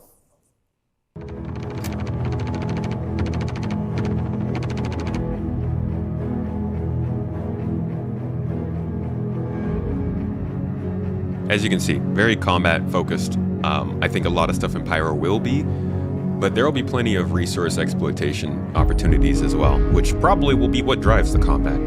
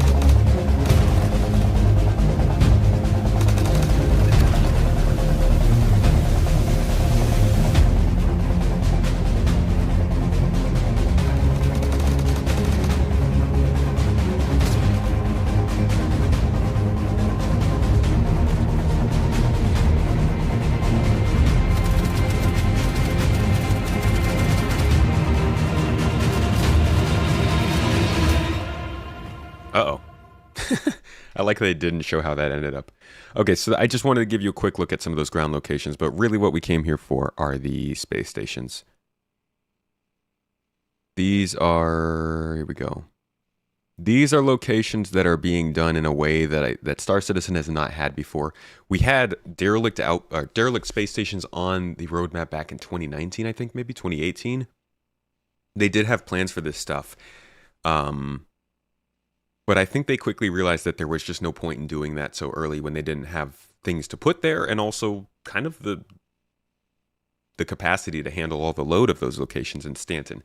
So now that Pyro's coming online, server meshing is actually making some progress, and they're thinking about doing expansions of scale. They are now introducing derelict space stations and more outlaw-flavored space stations rather than just the normal rest and relax we have. And while none of these will be in Stanton for certain, I do think we'll have some derelict space stations, and they will probably try and make Grimhex or any other pirate-based location reflect more of this kind of stuff. So let's take a look at what they're going to have here. So, what are Pyro rest stop stations? Well, these are stations reinvented. These have new themes, archetypes, and gameplay to support new and interesting experiences. Aside from the social aspects, there is gameplay and exploration on the location. I've hoped you had a chance to play the demo over the past couple of days. I know I've spoken to a few of you. It's pretty good, right? Yeah? It was a sneak peek of our current progress. Let's kick off with an overview of the Pyro system. For the Pyro system release, we plan on 6 planets and 26 stations. Okay, so this is just for Pyro, so we'll jump ahead a little bit here. Give you a look at the stations themselves. Again, this part in particular is more pirate focused, or Pyro focused. What I'm trying to show here is the differences that they are trying to create in these locations to draw distinctions that'll make missions make more sense. Space Marine, thank you for the sub. Appreciate you. As you can imagine, investigation missions, loot missions, exploration missions will be very popular for something like a derelict space station. While we all talk about wanting to explore a planet or something, there's plenty of space stations out here that haven't been touched in decades that they could send players to find random items to. Those items can respawn.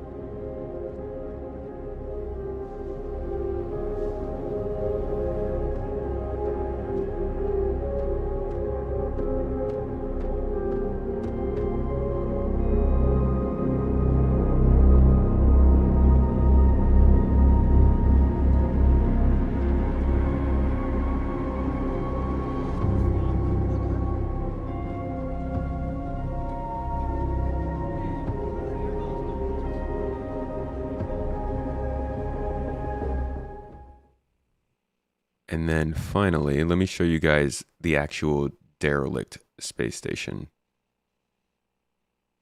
Well, I'll show you what space stations look like naturally. And then I think derelict space stations are up here somewhere. Yeah. All right. So a couple more gameplay videos here, and then we'll get into the missions themselves.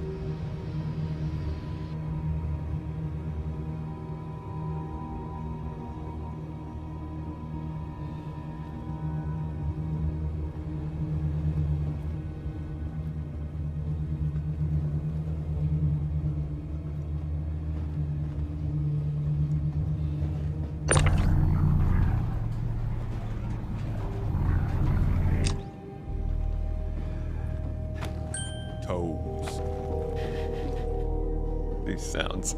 Thank you for the sub, Toosby. Toosball, appreciate you for 2 months now. Ringing in 2024.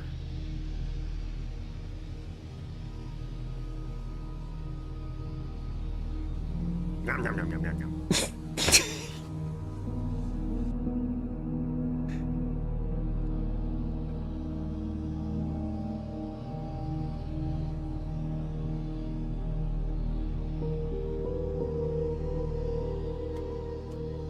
There's a lot more thought going into the construction of these space stations as game areas as opposed to just a place where they need to have hangars and beds.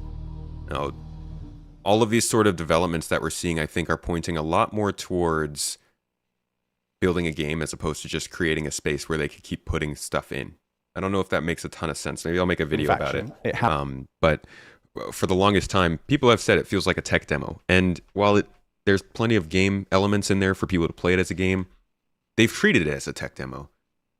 And this CitizenCon, I think what they've shown us has been their sort of shift towards more of an actual game environment. At least that's what I'm hoping. All right.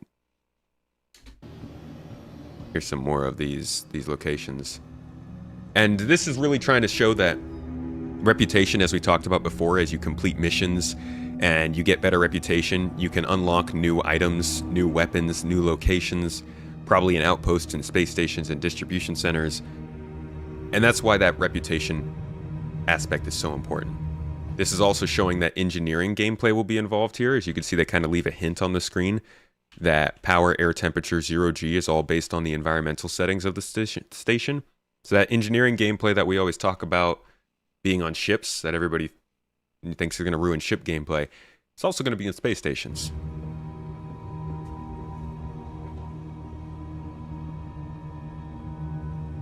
Yeah, new gameplay.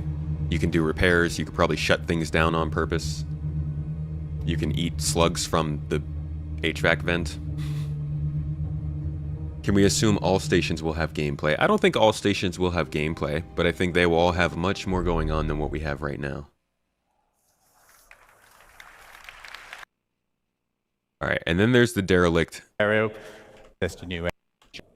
These are the most interesting thing, in my opinion. Again, like I said, this is something that was on the roadmap years ago, but they were never really able to implement because of, I guess, the effort it takes, the artists needed, the load it might have on the game. But now they're starting to introduce it, and it sounds like a good place for missions to run. Non-social location theme. Let's have a quick look at the current abandoned area on Checkmate.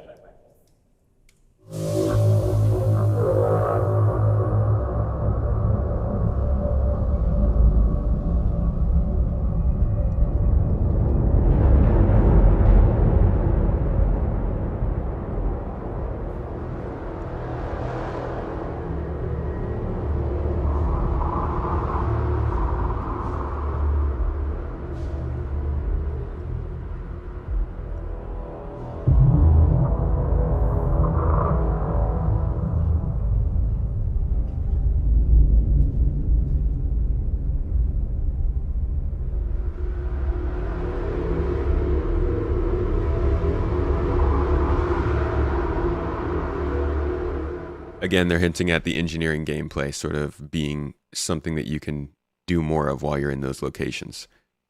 All right. So we've talked a ton about locations here.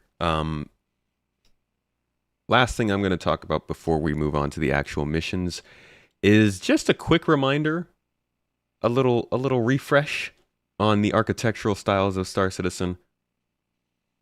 A lot of the questions that we get regarding these locations is that, like, why do they all look like this? It's good to remember that they did introduce this slide a while ago now. They probably should touch on this again and give it an update. But this is basically just showing the different art styles in Star Citizen. As you can see, there are a couple here that we already have. Utilitarian and colonialism are the two big ones. So you got that mechanical industrial function and function over aesthetic kind of style with durability. We see that a lot in Lorville, in the space stations we have, in the outposts currently in the game, and in Area 18. And then you also have, over here, high-tech. Industrial design focus, advanced manufacturing, beautiful functionality. This is, as you can see from the picture, describing the interiors of like Rayari outposts, but also you see this kind of stuff in Orison and in New Babbage. So those are the two main archetypes we have already. There's also colonialism, which is what we're getting with Pyro. As you can see, the frontier vibe, derelict archetype. These are things we've already seen in Stanton over the last few months, and as we just looked at, they're clearly planning for Pyro. So right now they're focusing big time on the colonialism archetype of buildings, but that doesn't mean that's all we're going to get. Streamline is another one. Retro, rounded edges, inspired by Streamline Modern, came about in around 2480. Metaclassicism is geometrically asymmetrical, massive, and ornamental. Something we'll see probably in other systems. Came around 2523. We got Henoism, which is more military focused, conveys security, bunker, defensive. This is probably what we'll see in Castra. So I imagine they'll be focusing on this kind of stuff not anytime really soon. And we have super modernism over at the end here. It looks like they use the Goss system as their example, but we don't really have super modernism yet. It's supposed to be sleek and aesthetic. I guess maybe take origin and make buildings out of it. Either way, though, they've got a lot of sort of styles for these buildings, and we really haven't seen too many of them. Even the outposts we have in Stanton, they're utilitarian based, but they were designed in like 2017. So I think that those outposts will see an update to bring it more in line with what we've seen with the others. And as we expand and continue to grow, I think we'll see a mixture of all these things in different systems, not just the broken downness that we're getting. But that was my last bit about locations. Now we're going to get into the actual missions, and we're going to fly through them because we spent a lot of time on that stuff. So first, raids. It's probably the biggest change, I think, in terms of missions coming this year, and a pretty interesting and surprising one. It's not raids as you might expect from a normal MMO. I think this is more raids just in the sense that it's a long-term FPS mixed arms mission. But I'd pay attention here to how many different types of people you'll need for a mission like this, besides just shooting. Medics, gunners, pilots, logistics people. These are going to be some pretty crazy additions to Star Citizen in 2024. Hopefully we'll see in the first quarter, but maybe be something that they push in the second. High reward operations. As Carl mentioned previously, you'll be able to choose how you gain entry to these locations. Coming prepared and geared up will make the difference between success and failure. Ultimately, you'll need to work together in order to succeed. So these raids will have you breach in the interior of the main structure, highlighted here. Now, each interior will comprise of rooms that reflect the location's specialism. For example, a shipping-focused distribution center will have rooms dedicated to the storage of cargo. Looking to the future, we're planning on having distribution centers with subterranean levels that will be accessed from this interior space. These will expand upon and increase the difficulty of these raids. Now let's take a look at one of these raid missions in action, but please note that this is early gameplay prototype of a raid.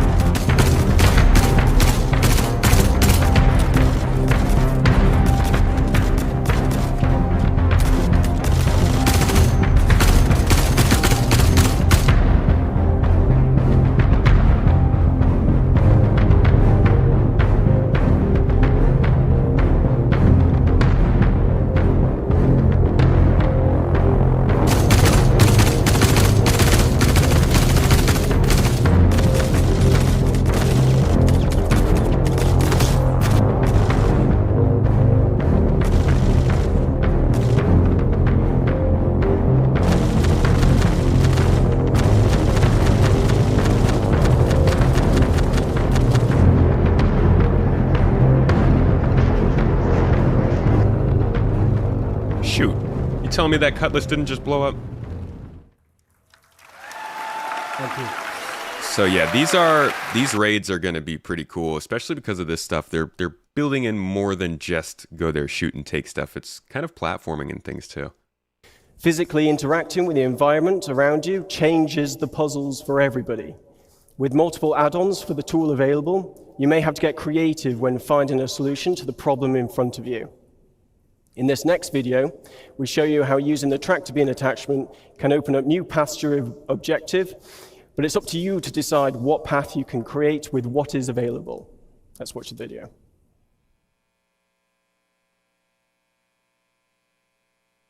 Oh,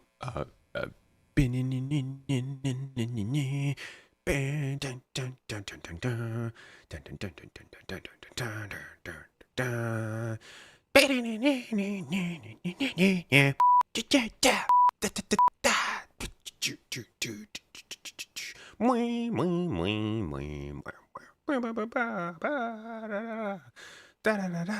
my god, this is a long segment. I don't have that much music in my head. Just like, there you go.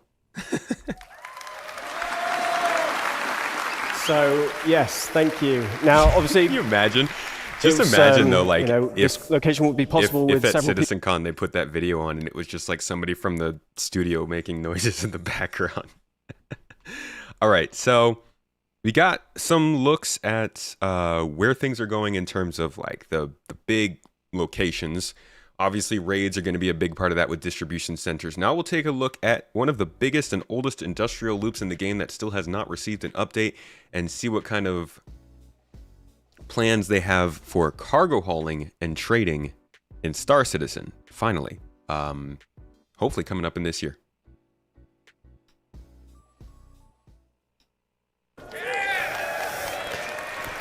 My name is Nick Etheridge and I'm an Assistant Environment Art Director. So obviously cargo isn't just about boxes, it's a big part of the game. Almost every aspect of the game has some kind of involvement with cargo. And I'm going to briefly go through some of them now. So let's start with missions. How will hauling contracts work in-game? We'll be introducing the Interstellar Transport Guild, as well as formalizing some of the main hauling and cargo companies that you'll be working with. As you do more hauling contracts, you will build up your reputation and relationship with the guild. This will lead you to gaining more lucrative contracts for specialized cargo and destinations, such as different forms of hazardous cargo, perishable cargo, riskier routes, and more. So what do I mean by hazardous and perishable? Well, as you know, there's lots of commodities in the game, and different commodities have different properties. As you know, with events like Xenothreat, we have some special cargo types with different attributes, such as time-sensitive cargo or quantum-sensitive cargo. But those were a small selection for the event, and they were the two-handed carryable types anyway. We'll be expanding those types, plus lots more types, to the wider game and to these hauling contracts. So how does this affect gameplay? It will affect the choices you make when you are handling, storing, and traveling with the cargo. For example, with size and weight. Is it carryable? Do you need a tractor beam? What type of tractor beam do you need? Is it a handheld one or a ship tractor beam? Some containers can only be moved with ship tractor beams, for example. With health, has the container got good integrity? Is it holding fragile goods?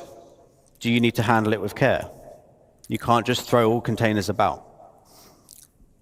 For temperature control, do you need to ensure the container is powered so it can keep the contents cool?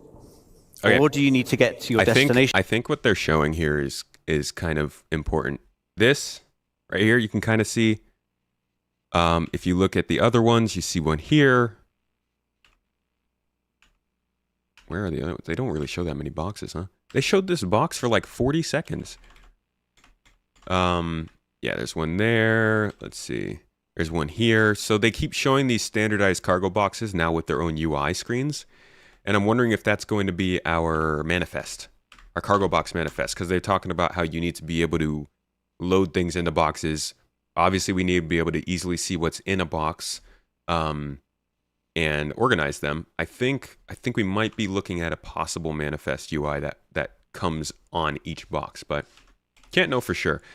This idea, though, that the weight and cargo and the specific conditions that you need to ship stuff in is different and requires a different type of ship or specialty is part of how they hope that these missions will be available to all, but only chosen by some. It's powered, so it can keep the contents cool. Or do you need to get to your destination quickly, otherwise the contents may perish? For security, can the container be locked or hacked? Can the contents be scanned, or is the container tracked? Will there be pirates or law after you when you're holding this container? Hazard containment. Is it radioactive? You might need the right protection against it, as you may have seen in Jens's presentation earlier. Can it explode? You might not want to put these containers on a more exposed section of your ship. And many of these attributes are going to be visually distinctive. So conversely, if you want to steal, for example, some cargo on a hull C, which does have very exposed cargo containers, you might want to avoid shooting blindly and accidentally blowing up your potential profits.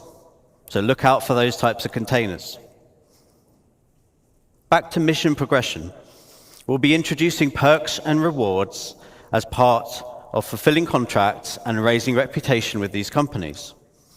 For rewards, we'll have branded ship and tool skins, branded clothing. There will be collectibles to decorate your hab, hangar, or ship, or you can put them anywhere you want. And there'll be more exclusive rewards that we'll be revealing later. Hey. Thank you. For perks, you'll get access to more items in shops and discounts on specific items. And all of these rewards and perks you need to earn in the game. You cannot just buy them. Yeah, that was a big one. That was a big one. So that's sort of the improvements of cargo, and obviously that's going to come in a big way with freight elevators, which I think will change quite a few missions in the way they work. Actually, here's the freight elevators feature that hopefully is in 3.23 as well.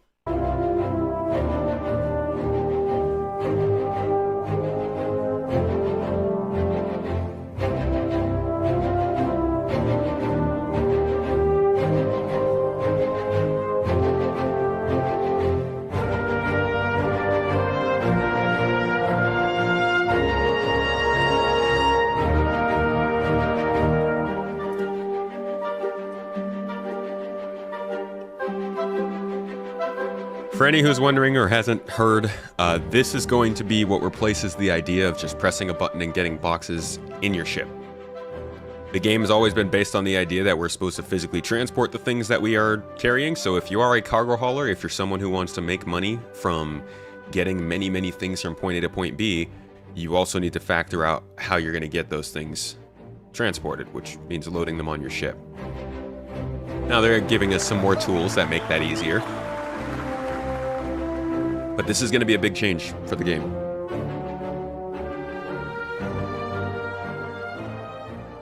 Cargo snapping. Sounds like it's difficult to do. No.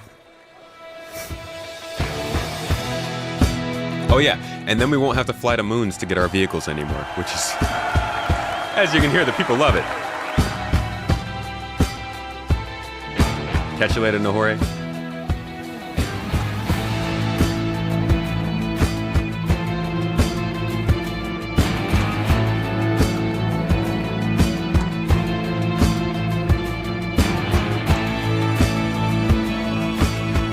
See that? They like really sneakily just slipped engineering functioning in here, which is funny. Can't wait. I can't wait to put a power supply into my ship and see the power come on.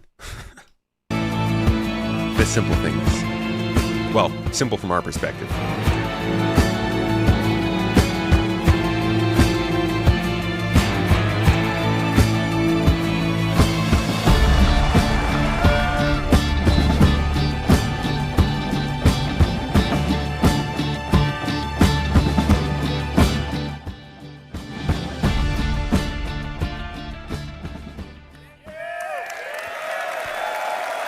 So, cargo's going to be a big place where missions pick up. Physicalized state to do I don't think there's anything else in this video I need to touch on. Base building. We don't need to get into base building today. But now we can move on to all the other mission things, right? So this was a lot based on distribution centers and the new stuff that's coming in, but there's also plenty of things we already know about that are coming to Star Citizen. So let's start with investigation. Currently, we know of one really good investigation mission in the game that is open-ended, it has voice acting, and it's original. It's not a repetitive mission. You can't get it assigned in other places. This is a one of a kind. It takes place in Crusader at the Covalix space station, and it's good. It's entertaining.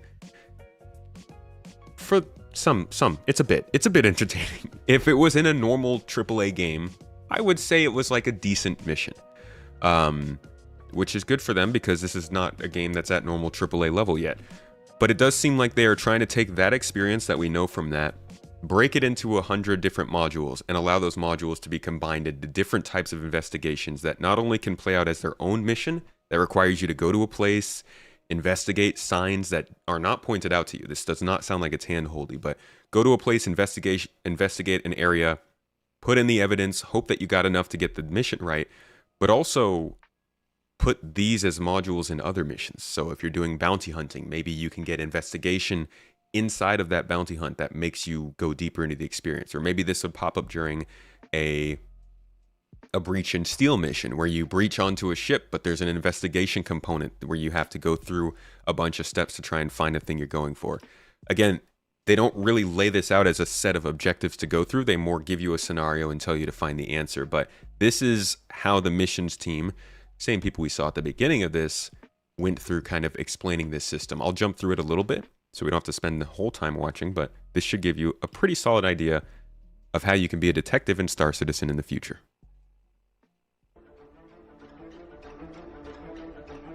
Currently in the game, the player can feel like a bounty hunter, a mercenary, a person who does deliveries, you know, a cargo hauler. We want to make them feel like a detective as a new route. You know, we're expanding constantly. We're building mining, salvage, and detective is going to be our focus in MFT. The experience we want to give players with the investigation mission is that they feel like a detective, that they feel like they're collecting evidence that will ultimately answer the question that has been posed to them, and that they're able to kind of search through the evidence and find the red herrings and like choose the right answer. So what we want is we want to build a mission that requires you to have to think, requires you to have to look around, search your environment in detail, look at each individual clue and make sure you fully understand it before you make your decision as the detective. And there'll also be red herrings thrown in there, so evidence will really have to be like poured over to be able to determine whether it's actually credible or not.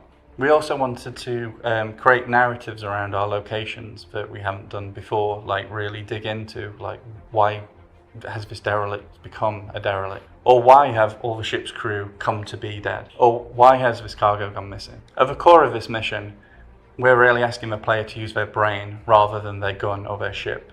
So for this mission type, I don't want to breadcrumb players along. I want you to feel like a detective. I will give you a story, I will give you little bits of clues, and you have to make up this full sort of painting and decide exactly what has happened here. And then the rest of the decision is on yours. I might not tell you if it's wrong or right, you might find out. The idea is that you feel like a detective and you're so sure of your decision that you're going with that. So the next stage in this whole process is building a pitch. You know, we have to come up with our ideas, how we want it to work, and then we have to present it to CR, Tony and Todd, and make sure they're all happy with it and all of our visions are aligned. So when we're building the pitch, we start off by going over the ideal experience we want for the player. We start off with the most advanced things, all the gameplay mechanics we could dream of to bring this sort of role to life as a detective. And then we have to start looking at stripping it back to see when we can release it, what's the minimum viable product for this experience. And in the case of the investigation mission, we came up with two. So the first pitch is extremely simple, and it revolves around being able to find a definite answer, like something that is undisputable.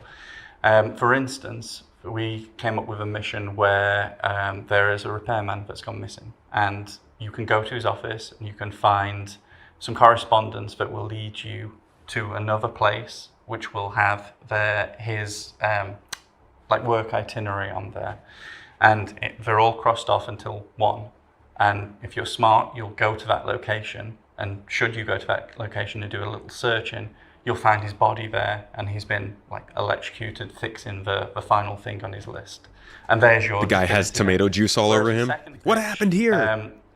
It's more about allowing the player to choose when they're done, like when they think they have solved. So yeah, I like this idea that you're like, you're over here saying, you guys can't really read this text as well, but it says, your assignment, investigate the summer rain and find credible evidence about who was responsible for the life support system failure. A bonus will be paid for you if you submit indisputable evidence. As your objectives, travel to the investigation site, find evidence of credible suspect responsible. And then literally they don't even tell you. Like, some games would be like, research the leaky faucet, or find out why the door is broken. Like, they tell you where to go to investigate. And I love, just from this early look at least, it seems like they are going to set us up in an area. We'll probably utilize FPS scanning, which is probably a pretty decent reason to hold this back if they were looking for tech reasons to not launch this. But we'll probably use FPS scanning to find objects that are of certain importance to these missions. But I just like the very open-endedness that it seems like we're getting just from these early looks. The mystery. And the way we do this is we scatter evidence around the location and clues that lead you to that evidence. And obviously there can be red herrings in there. You can get your answer up to a credible state, which might still be the wrong answer but you can complete the mission then.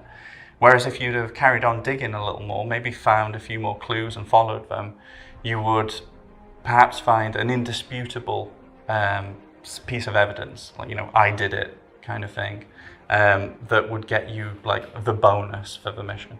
And both pitches have their strengths and weaknesses. The simple pitch. So it looks like there are some optional objectives here. Life support had an issue.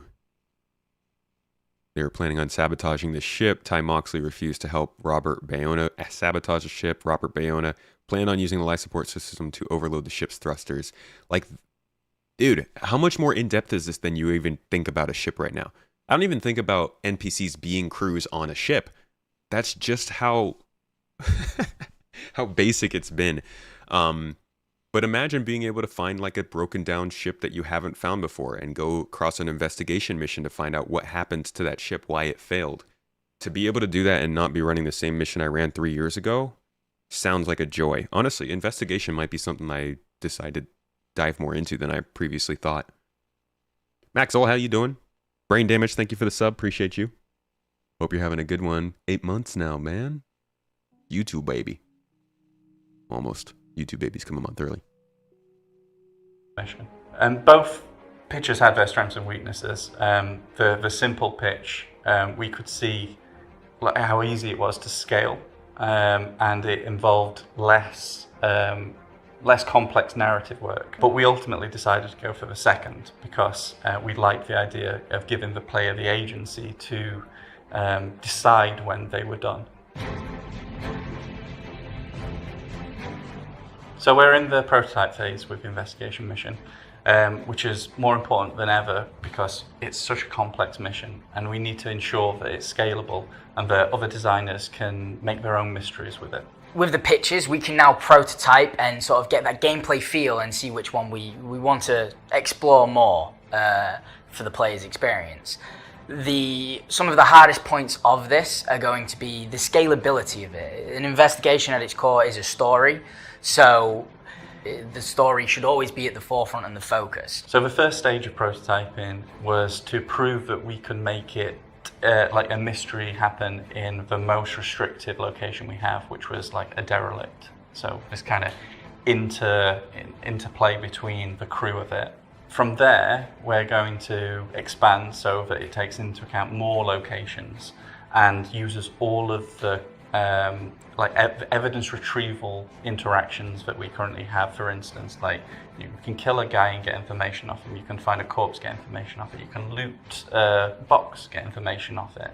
And then we'll be prototyping the newer ways of getting information off of things. We're looking into using the med gun to find the name and cause of death of people, and we're looking into being able to find the mobiles in an inventory and download data from it. One of the hardest things that we have to figure out is the story. The investigation will live and die by its story, so we work very closely with the writers to try and figure out what kind of story we want to tell, what kind of clues we want to give, and then after that point we look at sort of what obstacles we want to put in your way, you know, keypad locked doors, enemies, like traversal puzzles, things like that. The main challenge for creating this mission is ensuring that the player has enough guidance to complete it without putting mission markers on everything.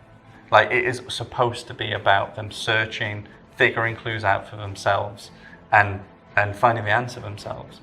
We want you to still feel like that detective, but ensure that we're giving you enough information in the ways that we can. And we're working with the UI designer on the new mobiles, which should really help with this. Yeah, that mobiGlass though, see there's another thing. Every once in a while they drop little things in there that tell you why things take a while.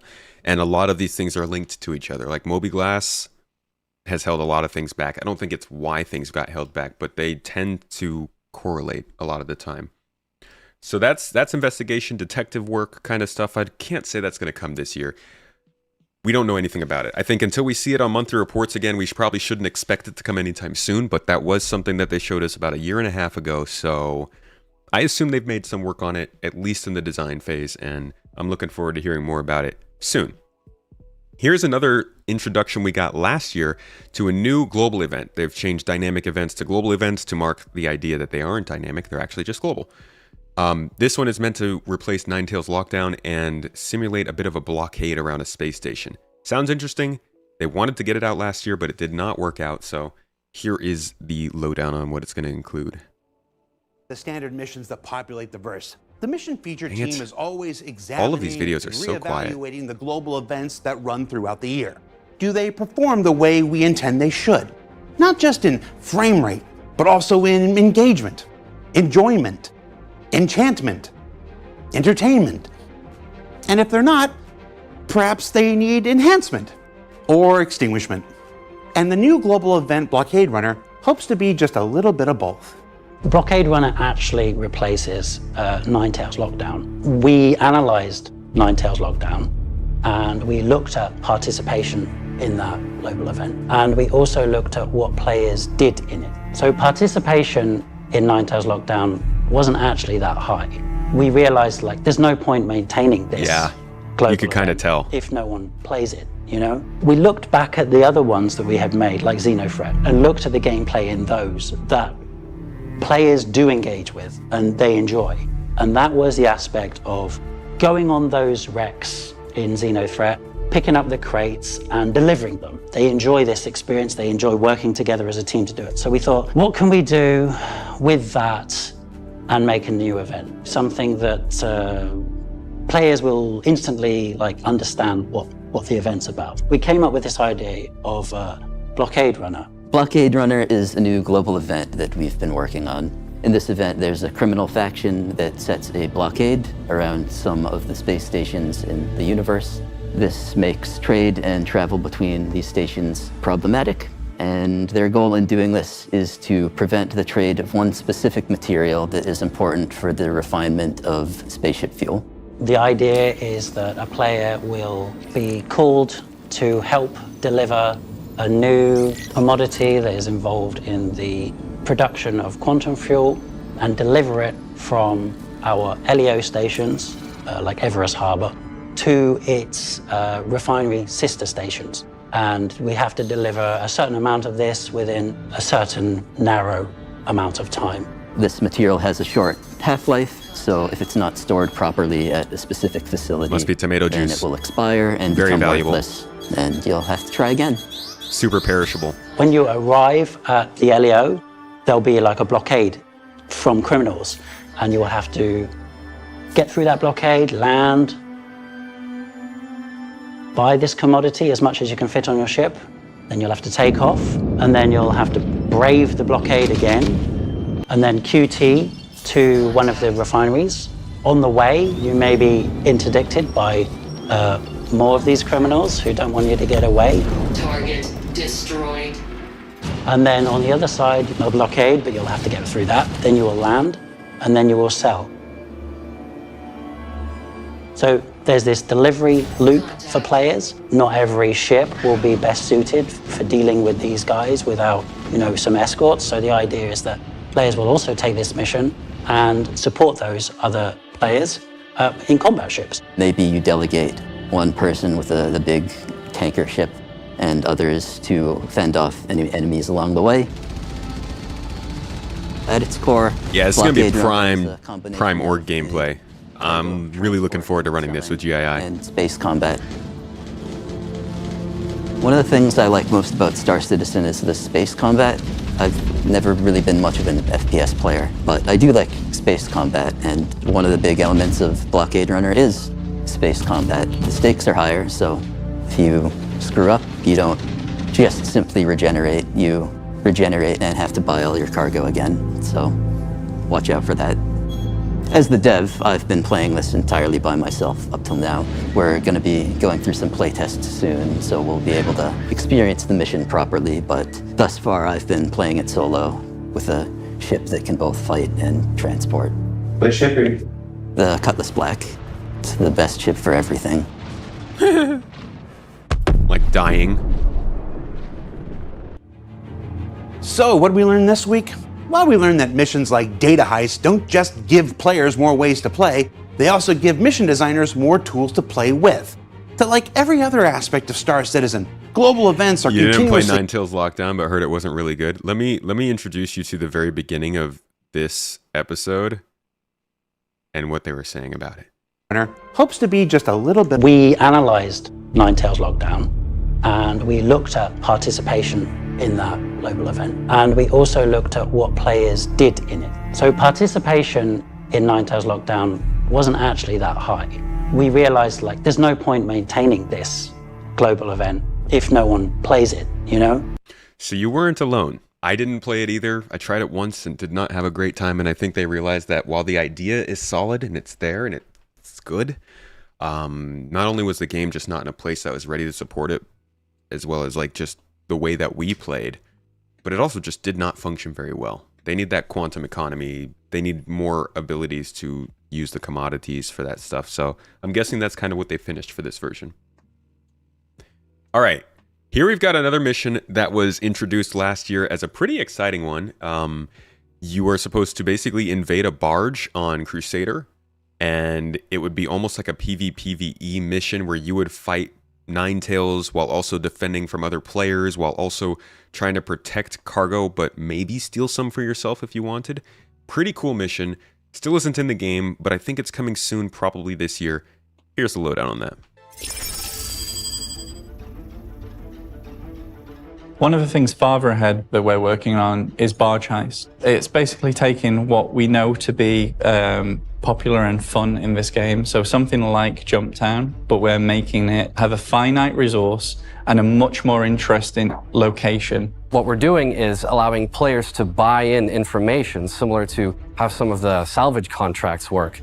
And from there, they get the information about where this cargo barge is, owned by Crusader, and happens to be just in the middle of this heist situation where the Nine Tails are taking it over and they're trying to take all this stuff from Crusader. It's the barge that we use in Siege of Horizon, heavily modified, so there'll be lots of entrances and exits. What's great about using the barge is that we can put it anywhere on Crusader, far away from the landing zones and anything that, may cause performance to dip. So there should be no performance impacts. We've placed a terminal, a cargo terminal, inside of the container interior of the barge. And when players find this terminal, they can turn it on to open various containers using different kinds of ID codes found in the environment. Basically, you unlock several cargo containers belonging to different companies, and different companies have different items in there. So hopefully, players will learn which containers might contain what types of materials based on the brands, right? Crusader Industries is transporting completely different types of loot than maybe, say, ArcCorp is. The cargo containers open all in different rooms around that location. You're fighting over every single box, trying to hold down like a room. There's no way you can hold down the entire thing unless you hold all the entrances. The location is so, like so much of a maze. You'll have people stumbling in and out of it and lots of people wondering, you know, oh, is this person here to steal a box or is he just trying to get through to the next room? What we really wanted to achieve with this is give the players complete freedom of which side to take. You don't take a contract from Crusader asking for help or from Ninetales wanting you to help them to take something. In future, when we have reputation-based hostility and you can make friends with these guys, they will be your cover. So I can see plenty of exciting PvP action that's going to come from this mission. So that's a brief look at some of the things the mission team has been working on recently. We can't wait to get in your hands, especially the ship trespass system. That's going to change the game completely. Yeah, And so the ship trespass came in 3.22. It's a good addition, but it also doesn't... It's like just part of the addition. Fighting people off your ship has not gotten particularly easier because of it. You just don't get in trouble. They also talked about the retrieve consignment missions, which we're all running already. We know these ones. And the Crusader platform missions. The rotation, which limits as well as which the salvage contracts, which we use. All of these, so these first 4 are all things that have gotten into the game already. And I actually quite enjoy all of these. Salvage contracts have been good as they've been tweaked. Crusader missions, we should actually spend a good day repping through that to see if we can get some better options there. Consignment missions are good fun. Love running those for a long amount of time. And the trespassing, like I said, it's a move forward, but it's still not perfect.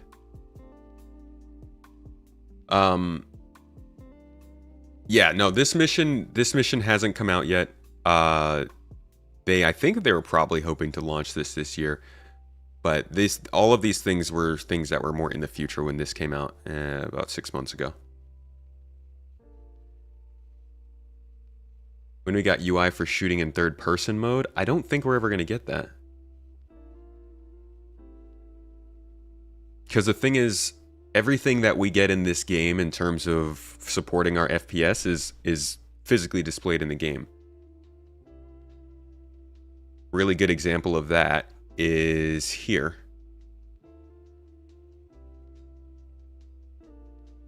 In Life in the First Person, where they talk about this new physical crosshair that's going to make a big difference in terms of where we can aim, how it works. But listen to what they say about it. It's a crosshair that follows the barrel of the weapon, so you'll see exactly where a bullet is going to land. And it's projected from the visor using AR. Some visors won't have access to this crosshair, but some... There we go. Some visors won't have access to the crosshair. So even if something as simple as this crosshair that shows where you're going to shoot is linked directly to the type of helmet you're wearing. So I don't think they're ever going to give us full UI support for a third-person mode in this game because they're very, very focused on that first-person aspect of it. What is going on with the English language in this chat? We don't speak English. We speak Tomatlish. Tomatian.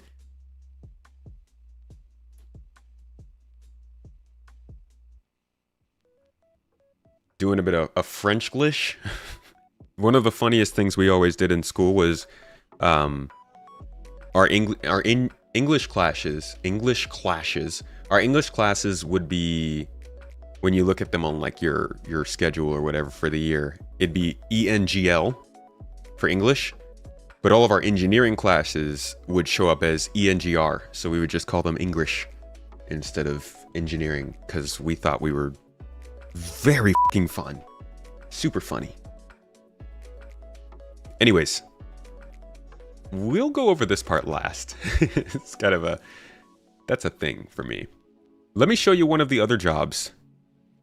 I didn't even think about doing missions for this. I don't know if they're going to release missions for engineering gameplay, but I think it's reasonable for us to just look at engineering gameplay real quick and maybe just chat a little bit about what missions that use this kind of gameplay will look like.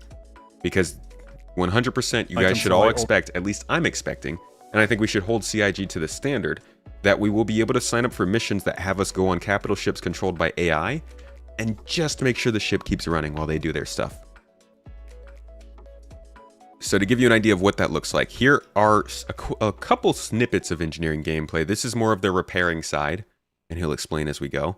And then we'll look at more of the actual engineering side where you take care of the ship. Full efficiency again. Freaking sound.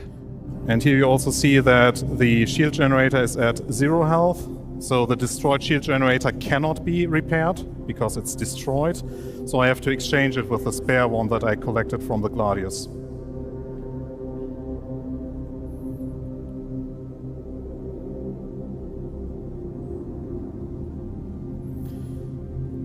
So with all those repairs being done... This is a debug view, just in case you were wondering. Go its way.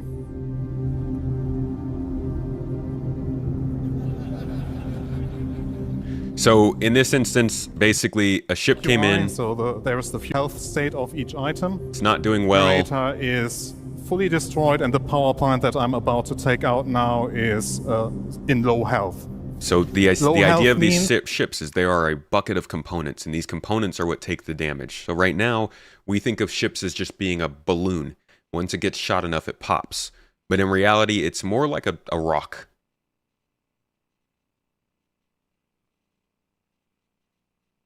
No, that's kind of stupid. It's like a building. These ships are made up of a bunch of different parts that can all take a certain amount of damage before failure. So if you're getting shot a bunch, it doesn't mean you're going to explode. It might just mean that your thrusters go out and suddenly you're floating in space. And you get into that scenario of what all these other space TV shows and movies show, which is that you're not just dying, you're getting stranded. And you have to figure out how to get out of that stranded situation, whether it's repairing your own components, calling somebody to come help you, get your ship towed, maybe call a repair ship to come and fix you up on the spot. There will be a bunch of different things that can happen. And that's describing the sandbox aspect of this. But I think what they're showing here in terms of repair and engineering is going to be really easy to put into missions to get people up to date on this gameplay, understand a little more about what it's supposed to be. You can still repair it. So which you will be happening now with Guillermo and Pete repairing the power plant after I removed it from the Fury. So it's making it fully functional again. And here you see the debug UI, the health is now fully up again, and that means that it runs at full efficiency again. And here you also see that the shield generator is at 0 health. So the destroyed shield generator cannot be repaired because it's destroyed. So I have to exchange it with a spare one that I collected from the Gladius.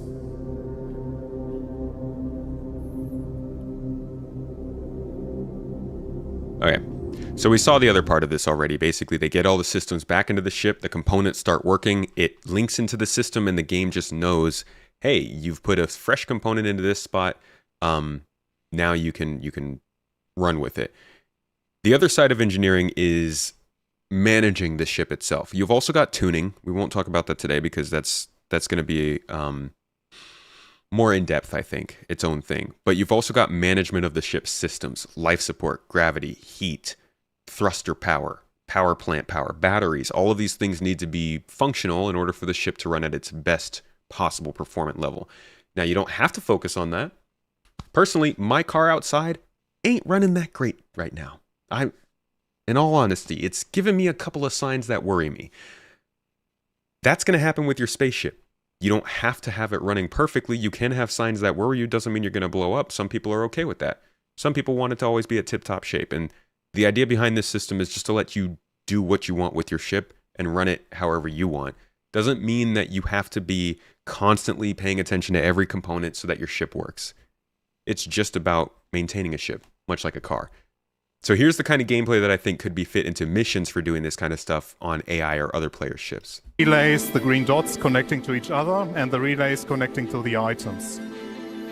Color and shape below the icons should help you identify the different item types, like power plants, weapons, also helping differentiate between consumer, producer, and converters.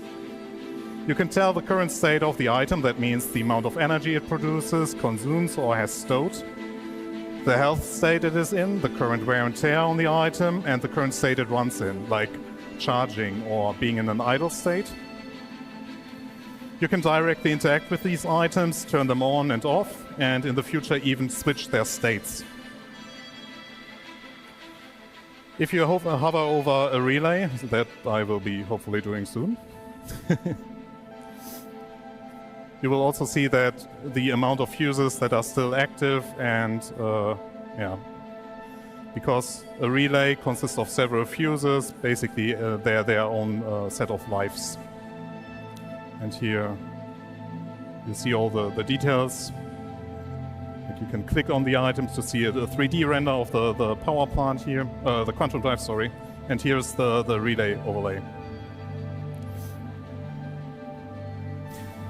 Here Pete shoots a relay to show the UI updates on the screen. So once this relay got shot at, you will see the update here on the UI that suddenly the entire right-hand side of your ship lost power connection.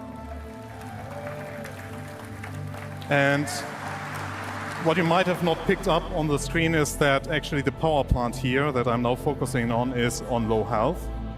So I'm commanding Simon to repair the power plant to get it fully operational again.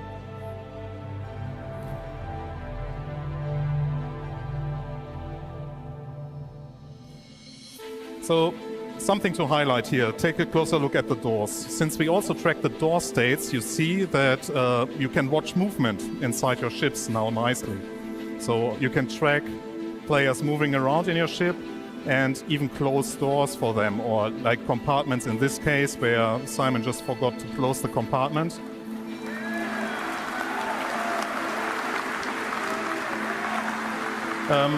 Yeah, so Pete destroyed the relay, but we need the ship in fully functional state. So yeah, I'm running now with a fuse and place it in the relay, so make the relay work again. What you can also do with the doors is that you can create safe pathways, because you sitting at this engineering screen have more information in regards to your ship than the others. So you open doors to create a path that the players on your ship have to take. Now to the room view. That is mainly the life support controls plus controlling all doors. Again, we show the details of each room, like the temperature, pressure, atmosphere composition, so everything that is relevant for like you living on a ship. We also show the door states where you can now have precise control over each door in your ship. That's pretty crazy. Like being able to switch open doors and stuff, the amount of cool scenes you can make now when people are controlling doors and lamps for other players. I'm thinking about this from like the machinima perspective. If you're shooting a video and you want like that really nice dramatic slow motion, somebody's walking up, it's going to be so easy to just control every light, every door, everything you need for all these shots on the spot. This is really cool. I'm a huge fan of this, and I think that this is going to add a lot of gameplay to industrial players when it comes to missions and sandbox gameplay. Let's look at a little bit more before we move on. Actually, here, let me show you a demonstration. So this is, damage has been buffed a ton.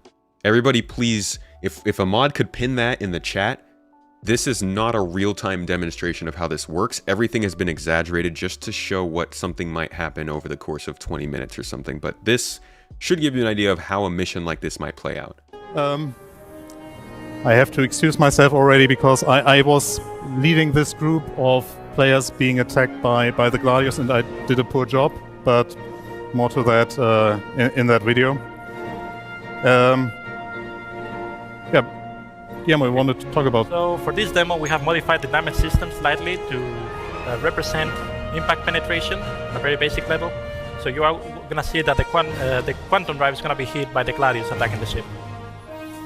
So, yeah, being attacked by a Gladius for an A2 isn't like a big challenge, but in this setup we were not like fully staffed. That means we had our engineers running around and yeah, no one being seated in the turrets. So, yeah, our goal was basically to flee the Gladius, and yeah, with the Gladius actually shooting the quantum drive and damaging it, I thought, hey, it's a good idea to tell Pete and Simon to repair the quantum drive as a priority. As you can see, I somehow missed that the habitation room caught fire. I tried to, yeah, well, prevent further damage to it, but yeah, I failed. Yeah, so that was causing a bit to the panic, so I even got distracted in this moment. So we managed to have the quantum drive survive, but here I notice, actually the power plant also starts to take damage, and at this moment I'm also telling Pete and Simon to switch their attention to the power plant, because if we lose the power plant, it's also like almost impossible to flee. So here I realized, oh my god, we are going down fast, and I think at this point now, yeah, I opened the compartment to make it access faster, but that was already too late, so the power plant died. And yeah, so the backup is to activate the batteries, which I did here. So Simon and Pete still tried their very best to fix it, but yeah, didn't manage to. The attack moved to the forward side, targeting the batteries, because the player who was attacking us actually knew the ship layout. And yeah, here I noticed that the second power plant is also got attacked, so have to redirect our mechanics to it. And at this point we wanted to flee, and then I realized why doesn't the quantum drive work? And as you saw, that there is a relay that also got destroyed. So here you see it very clearly. Yikes! That with a relay being destroyed at the quantum drive position, that means that the quantum drive cannot be accessed from the pilot seat. That means that I also had to get that repaired. So it was a bit chaotic. Did not go well. Everything was also happening a bit too fast. Here, trying to save the second power plant, because were already running out of battery life. So yeah, if we would have lost the second power plant, that would have been our certain death. And I think at in the next part of the video, we basically asked someone to fix the relay at the back, so that we still be able to jump away. So engineering is going to be hectic with these bigger ships for sure, and I think there's a lot of opportunities for missions and different types of mission gameplay there. Let's look at another big place where we were expecting some movement on this last year but didn't see too much. Bounty hunting. We all know bounty hunting is one of the more popular ways to get into this game, especially because you got reputation and pretty easy missions. But those missions are going to change. I don't know if all of them will change, but not every bounty hunting mission is going to be fly to this place and kill this person anymore. It's going to be fly to this place, scan, use the comm arrays and ATC to track your target, figure out which location they're at, track them down, disable them, restrain them, put them in your ship, fly them back to jail, and then you get paid. Like, the amount of differences in how bounty hunting is going to work after they introduce this new system might piss off a lot of people, but we'll have to see if they keep the more simple kill and report missions in. Here's a look though at a very, very quick look at some of the infrastructure they're building for these bounty hunting missions. We don't have many signs of these being made other than the locations, so I don't have much more to show you, but this will give you an idea at least of how the game loop will work going forward. It's giant. And down on the surface of Hurston, work is underway on an early white box phase of local law enforcement offices, a place for players to utilize the next evolution of bounty hunting gameplay we'll discuss more about later this year, to collect, or in this case, drop off the captured bodies of criminal outlaws collected by players. Now the drop off here is right up front, because in early tests, it was getting kind of weird just walking through the hallways, pushing bodies deeper and deeper into the facility. Unless you're into that sort of thing. Moist noodle. You can then also check out the bounty boards to collect new missions here, or go forward into the shop and resupply as needed.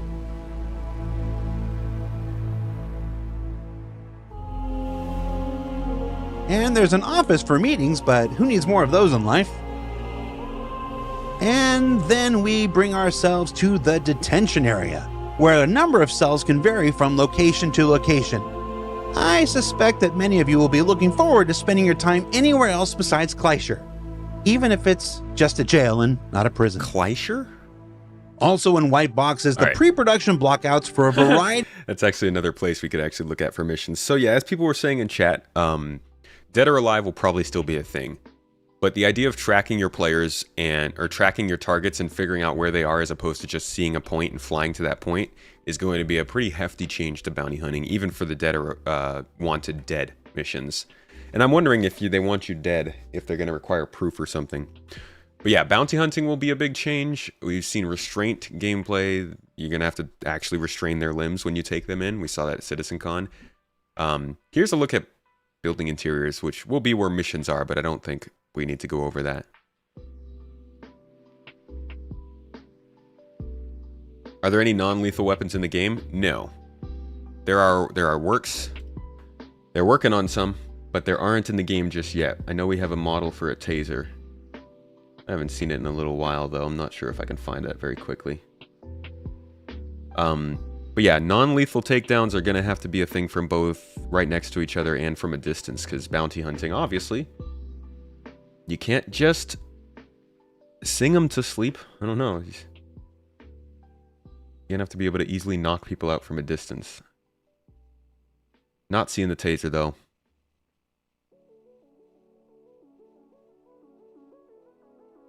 You'll just have to trust me that it exists, I think.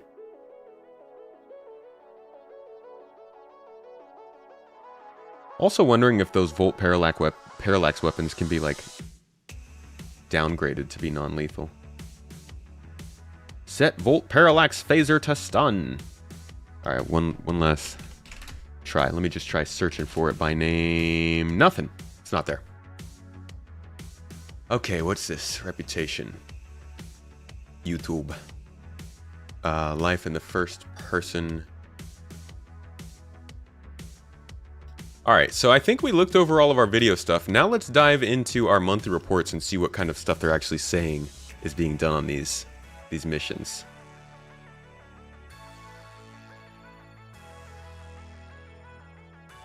What doing CIG? They working on the game or just doing meeting? Right now they are doing both.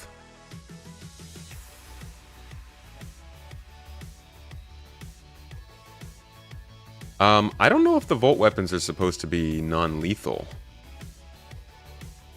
I'm pretty sure it was going to be the, what is it called? They probably actually just pop up when I search for it. Yeah, this one. The Preacher Armature Taser. I think these are what are meant to be more of the non-lethal stuff. I think the Volt Parallax stuff is pretty strong. We could probably confirm that right now, though. Nah. Tractor beams could prove effective if you allow them to be used on players. They can be used on players, but they do have limitations, they've said.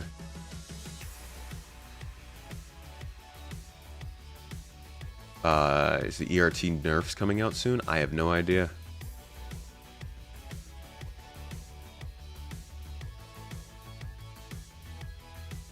Yeah, if you're looking for the detention centers, they will be in this sprint report. Drop the link for you in chat. All right, so first monthly report we've got here, what they have to say is, looks like they were talking about, this is from February of last year, by the way. Looks like they were talking about Klesher. Players can now steal minerals, so these are all prison missions. They do work on those as well. Several unannounced missions continue to be prototyped, one of which sees players escorting ships as they quantum travel and land at various locations, potentially allowing players aboard to carry out tasks. We haven't seen this in the game. They actually haven't even talked about this really in the game. But we'll see in another monthly report here that they're working on a mission that requires us to escort a ship around a star system as they quantum jump and go about their business. And they mention here specifically, it potentially allows players aboard to carry out tasks. You guys got any theories on what that means? The whole sentence kind of makes me I don't know. You're escorting ships as they quantum travel, so you would think that requires you to be in a ship escorting them, right? But then they say this potentially allows players on aboard to carry out tasks, as if you're on the ship you're escorting. Which which gives me a scary thought of, wow, what if there are missions where we have to defend a ship via FPS? And then I'm like, no. Maybe as a turret gunner, yeah. But the idea, this one little bit tells us that possibly they're expecting players to be on NPC ships. I think that's a really big tell on its own. And like, what's the latest on that? I'm very interested in hearing more about that. I was talking about this in terms of engineering missions, just signing up to get on an NPC carrier ship, right? So it's like the littlest little tiny bit, and I'm like, oh my god, what does this mean? It also says the missions team last February inherited the ownership of the reputation system. They began designing out the system as a whole alongside prioritizing which work comes first. And I believe this is for a relaunching of reputation that we'll be seeing sometime soon. NPC assassins on ships. You could chuck some bananas through an airlock for all I care. If somebody's boarding a ship, somebody or something, whether it's a banana, tomato, I don't know. If I get to play defense against it, that sounds like fun. All right, the next month, March 2023. Mission features continue to work on the salvage missions. We know about that. We've been playing them. Pretty solid. The ship escort mission that involves quantum travel progressed. So we get another update on this. The team's current focus is getting all base flow edge cases worked out to understand their dependencies on other teams. Okay, that doesn't tell us much, but it sounds like a pretty hefty initiative. It's not just like the beacons that we get where you're just flying around to certain places. This sounds like a very involved escort style mission for Star Citizen that probably will be scaled out to like small escorts and then large cargo stuff. Production on a new mission also began, currently known as Data Heist. So in March of last year, they were working on Data Heist. They started it, but they had already been working on the quantum travel escort. So that means that either the Data Heist mission was simple because it was an expansion on UGFs. It could mean that this quantum travel mission is very complex and took a lot more time. It could mean that they put the quantum travel escort mission down and they're not even working on it right now. Could mean several different things. But these monthly reports provide more context when it comes to discussing the different things we see enter the game. What else is here on the mission side? Ship trespassing. Yeah, we know all that stuff. No ISC this week. Most of the large ships are not at all well designed for FPS though. They need to do much more with service hallways and Jeffrey tubes. I mean, I don't think we have a lot of the... Well, no, the Hammerhead would be one of those. Connie maybe. They might not be great designed for FPS, but honestly, when they tried to design the Starfarer for FPS gameplay, and it's like the worst designed ship in the game. So I don't... It'd be cool if the ships were designed for better FPS, but at the same time, I'd prefer if they were designed to be ships, and then we figure out the FPS however we can.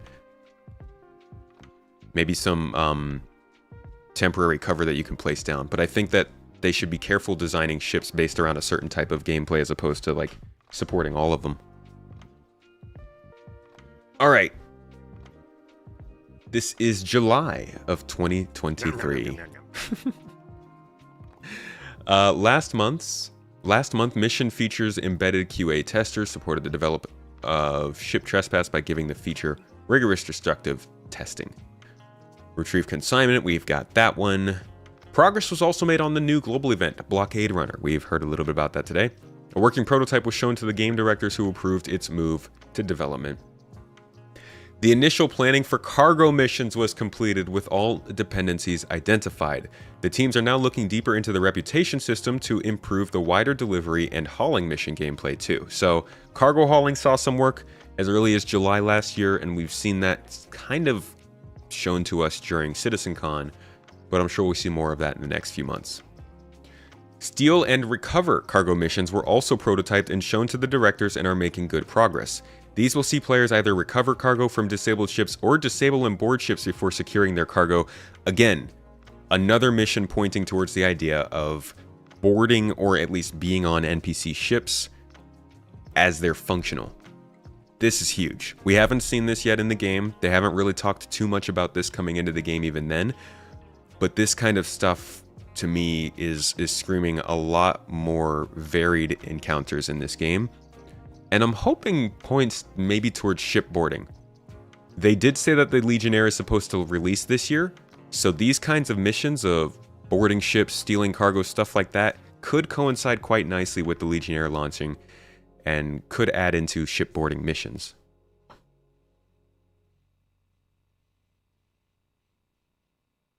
No food, no fight.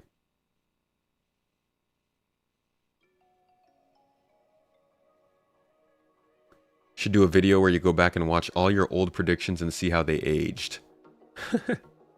Unfortunately, I don't think people would care. I would do it for a stream though. But my predictions are pretty far off. Some of them are pretty spot on. Some of them are decent. I think if you make predictions based more on dependencies rather than a calendar year, you'll be a lot better off.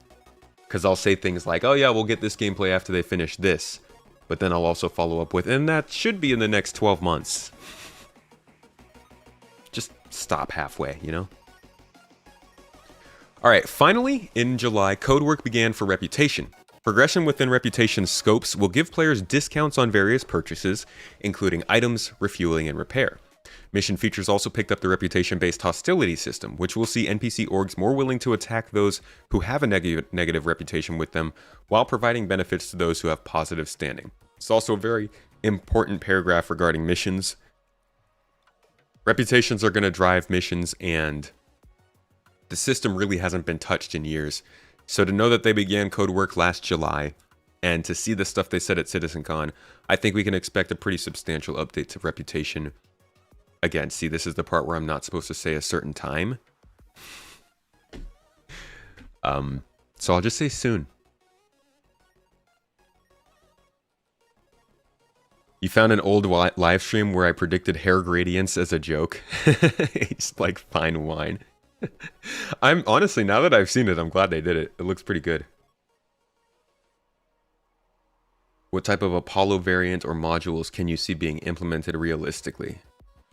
I just see the Apollo and the Medivac and the Apollo, the two different types of Apollos. Never expected modularity from that ship, though. Yet the fact longtime MMO people get this type of gameplay, but you're coming from a life of console, you're having to get accustomed to this style of play. Me too, Carlton. My dog. If you don't know me, folks, I am all about Halo. It's the #1 game in my life. I did not play MMOs before Star Citizen. I didn't even play multiplayer games really before Star Citizen. So I know the struggle, man. But to be honest, as somebody who came from RPG and FPS games, I don't think there's another MMO I'd play. I think Star Citizen is pretty different in the way that it tries to attract people from different genres. But yeah, it takes a lot of getting used to. I mean, you guys have seen how much I forget what's in my inventory. I forget to put my helmet on. I forget to send party invites. I don't keep up with objective markers. Like, you can tell I don't play these kinds of games.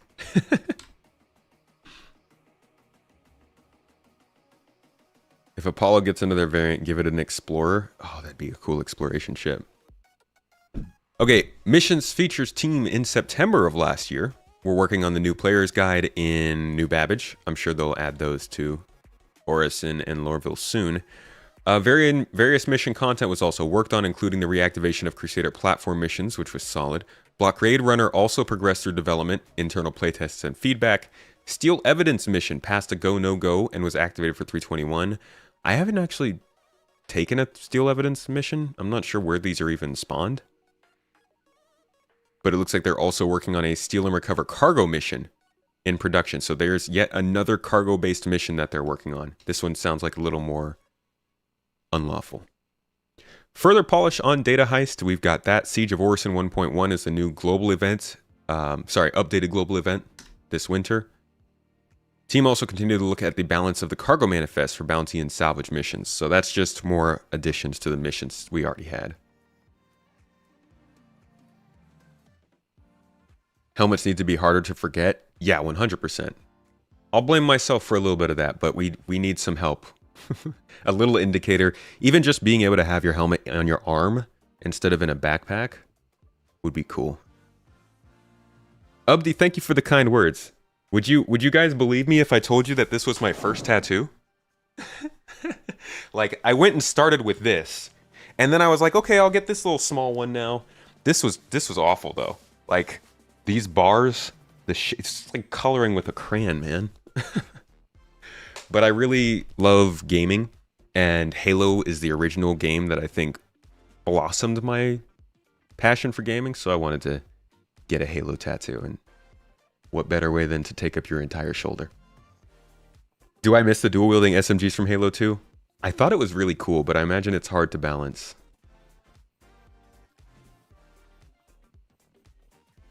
Number of helmetless deaths would really indicate that the mobiGlas should be a necklace. Oh, that builds so much anxiety. Maybe a little indicator on the UI to show that your helmet is hanging on your hip or something. Yeah, I don't know. All right. What were you guys doing here? Next one, missions features team, October 2023. This is our last month report of last year. Work on the data heist intensified. Clearly they were on the road to getting that in game as we're playing it now. Work continued on the Blockade Runner global event, with focus given to deciding which commodity is to be transported. Improvements were also made to the scenarios that occur when a player is interdicted during the event, and important work on the event backend means it can now be scheduled better. So that's the last work we heard on that. Missions features works alongside the economy team to balance the cargo manifests yet again. Steal and Recover courier missions saw their first white box playthrough with the start to finish flow complete. Team are now switching to polish stage and building variants, so this sounds like yet another cargo-based mission. It's the same one here, just the Steal and Recover cargo mission that they said they got working as a go-no-go for 321, which, has anybody played that? Sounds like they're getting a courier version working, and in October, they had it ready in white box. So this is a mission we'll probably see Q1 or whenever that cargo mission update that they're talking about comes, but we're seeing a lot of stuff in these monthly reports that point towards this cargo stuff actually becoming a reality faster than I thought. I thought this would be a late this year kind of thing, but a lot of these monthly reports might be showing us signs that it's a mid this year, possibly, kind of thing.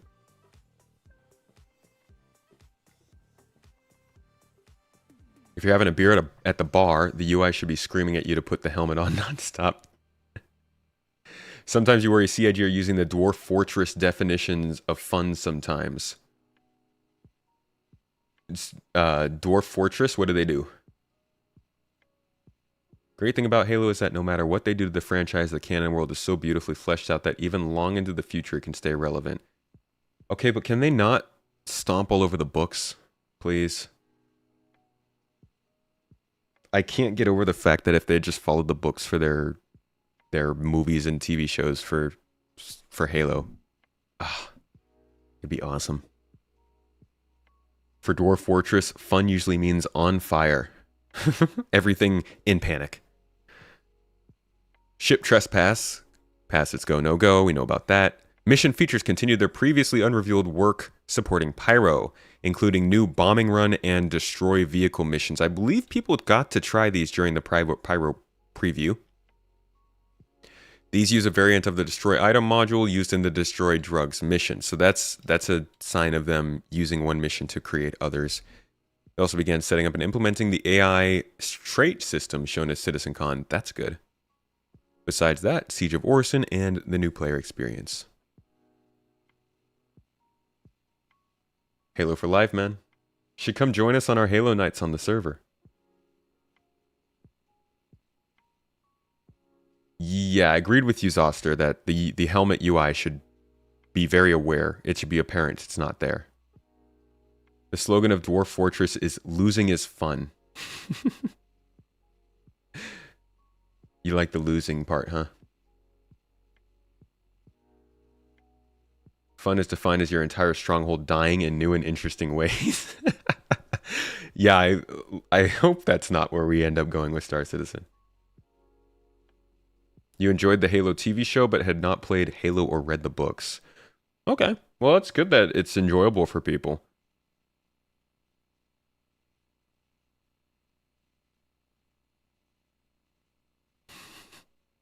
Wouldn't Pyro be really risky to play in? If probably not the place to farm credits, but just to have fun and experience the place. It's going to be risky to play in. Yeah. Definitely. Okay, what else do we have here? Jumptown saw some changes to how players engage in combat. We know that much. And then converting missions over to use the freight elevators. That was a big change that we saw there. That is mainly the November and December stuff. Give me 1 second.